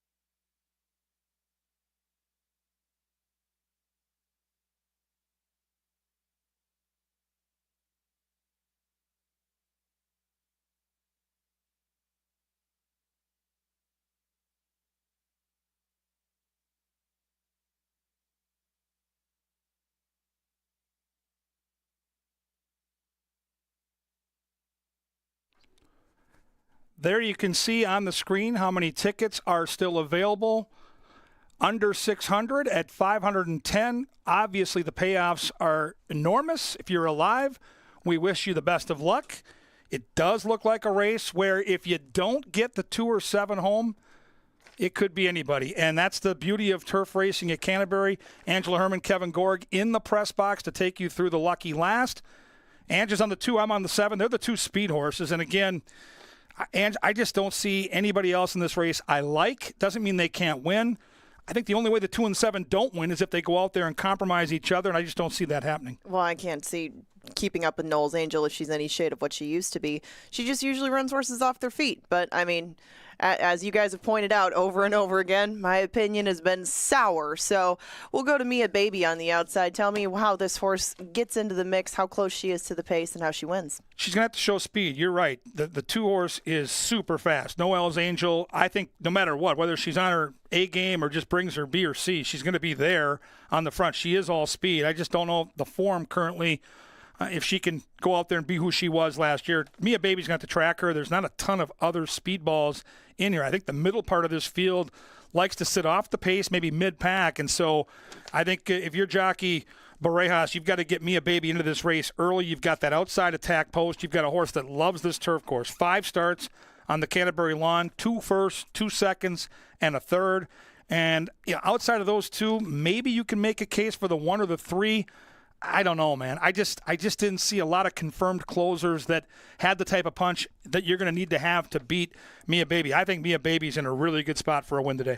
Yeah, I would agree as far as the post goes. Mia Baby is definitely in the catbird seat, as you would say. But if Knowles Angel can do her normal thing, I think she runs them all off their feet. Now, Mighty Jin Jin comes out of a similar race. She was behind Mia Baby and Invincibella last time.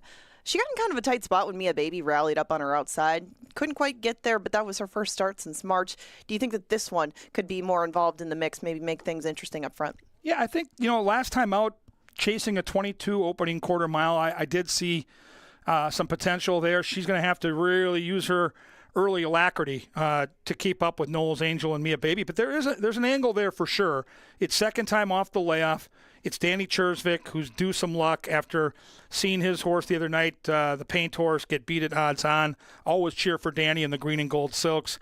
Like I said at the start of the conversation here, I think it's a 2-horse race. I think it's 2 or 7, 7 or 2. I think everybody else has too much work to do in the stretch. And I do think right now the turf course is playing plenty fair. But, man, speed, if you can get loose in a 5-furlong race like we saw earlier, Philo Badeau's a horse that had some issues in the final 50 yards. You didn't see any of that today. And, boy, I love the way this 7 looks in the paddock right now. I'm all in on Mia Baby here, Ange. And I know you really like the 2, so this should be a fun race. It will be. Right down to the wire. 9 minutes to post until race number 8. Win, play, show, exacta try, and super wagering, all available. They go 5 on the turf. There's everybody's selections. Good luck in the last.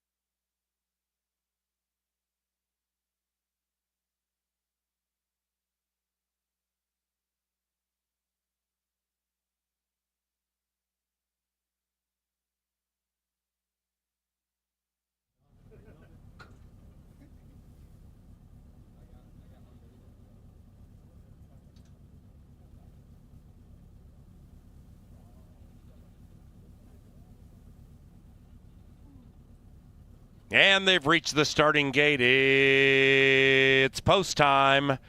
Post time for race 8.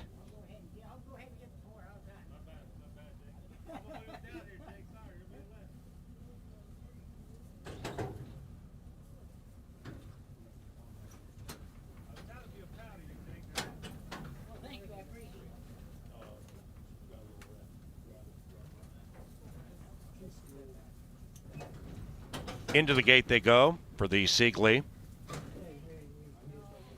Mia Baby, 9-5. Knowles Angel, 2-1. And Mia Baby, last in line. Turf Sprint to finish Sunday at CBY.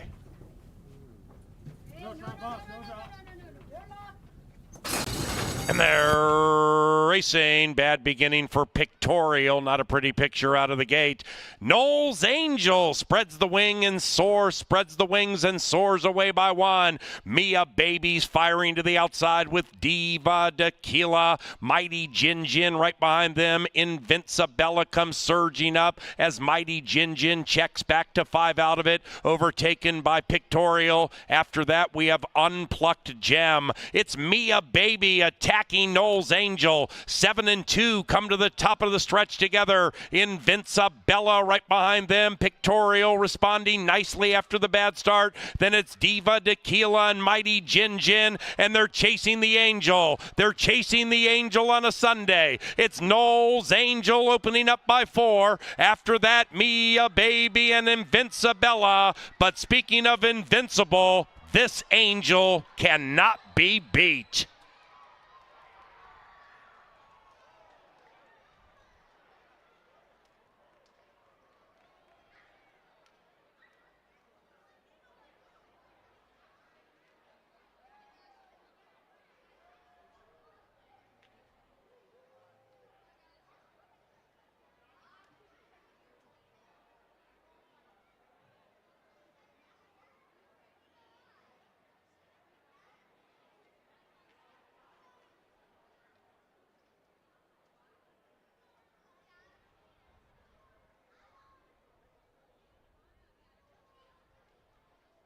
Number 2, Knowles Angel first. Photography for the rest. And we had a claim in race number 8. Stand by.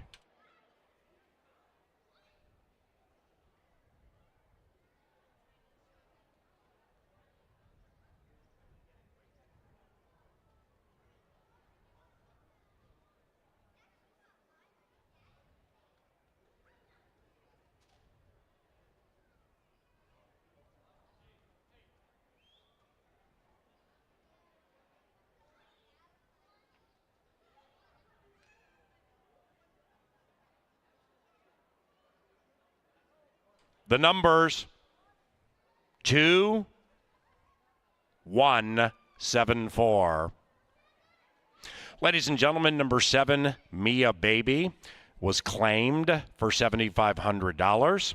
The new trainer, Patrick Fields. The new owners, Canterbury Chapel 2024.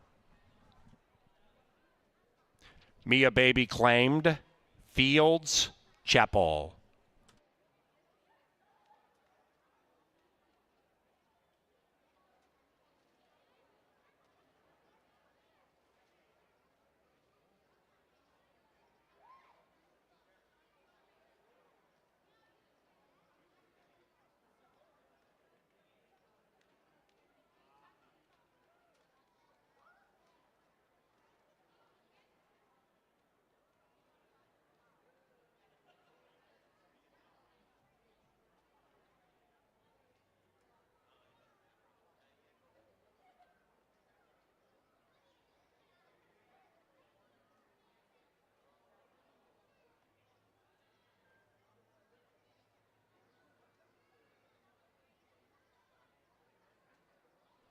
Don't forget, kids run on the racetrack about 10 minutes from now. On the big screen in the infield, L.J. Klein, that's the one to beat, off a sterling victory last week.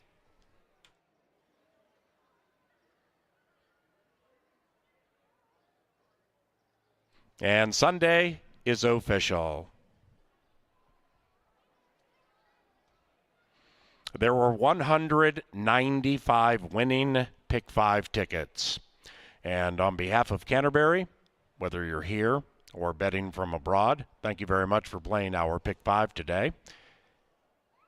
Just a tad under 200 winning tickets, 2,108 each. 2,108 each.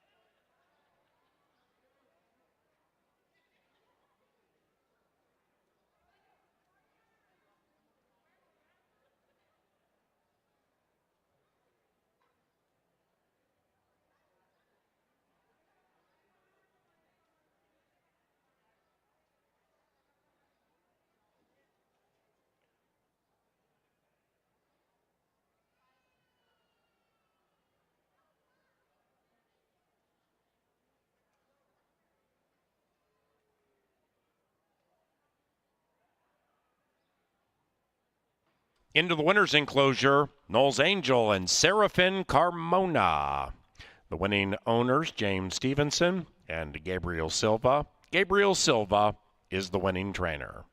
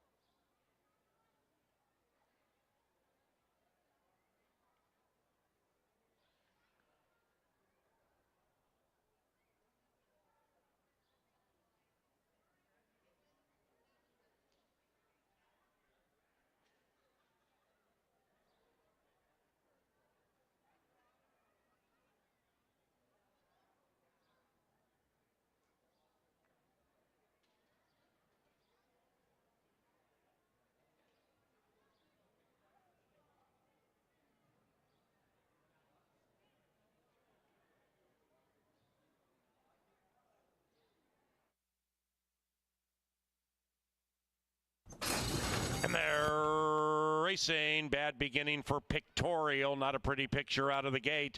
Knowles Angel spreads the wing and soars, spreads the wings and soars away by one. Mia Babies firing to the outside with Diva Tequila. Mighty Jin Jin right behind them. Invincibella comes surging up as Mighty Jin Jin checks back to 5 out of it. Overtaken by Pictorial. After that, we have Unplucked Gem. It's Mia Baby attacking Knowles Angel. 7 and 2 come to the top of the stretch together. Invincibella right behind them. Pictorial responding nicely after the bad start. Then it's Diva Tequila and Mighty Jin Jin, and they're chasing the Angel. They're chasing the Angel on a Sunday. It's Knowles Angel opening up by 4. After that, Mia Baby and Invincibella. But speaking of invincible, this Angel cannot be beat.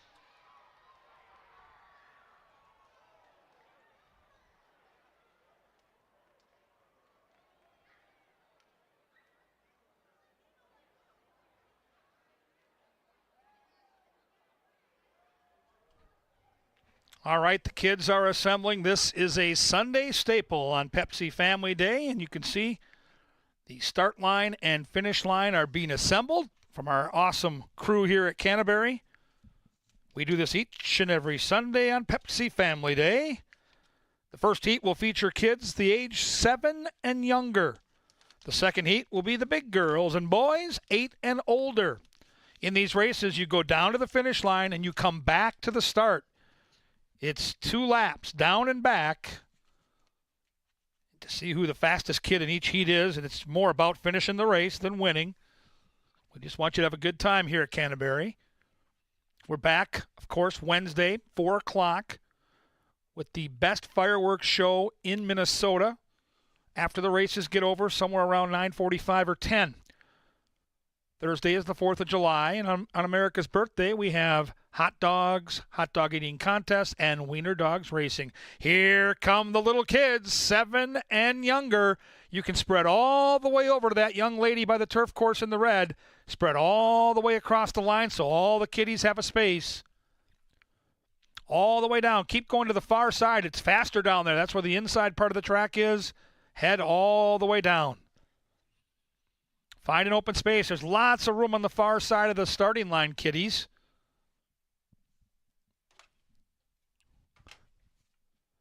These are kids 7 years old and younger. And it's all about just finishing the race. It doesn't matter if you're first or last. We just want you to have a good time. Whoopsies. No false starts there in the blue jeans, little one. We're just a couple of minutes away here. Couple more kids coming through the winner's circle. Come on in. There's lots of room on the far side. Spread out down the line, kiddies. Almost ready for a start. Hold on. We got one little girl that wants to join. She's in the blue dress. Here she comes. Hold on. Wait.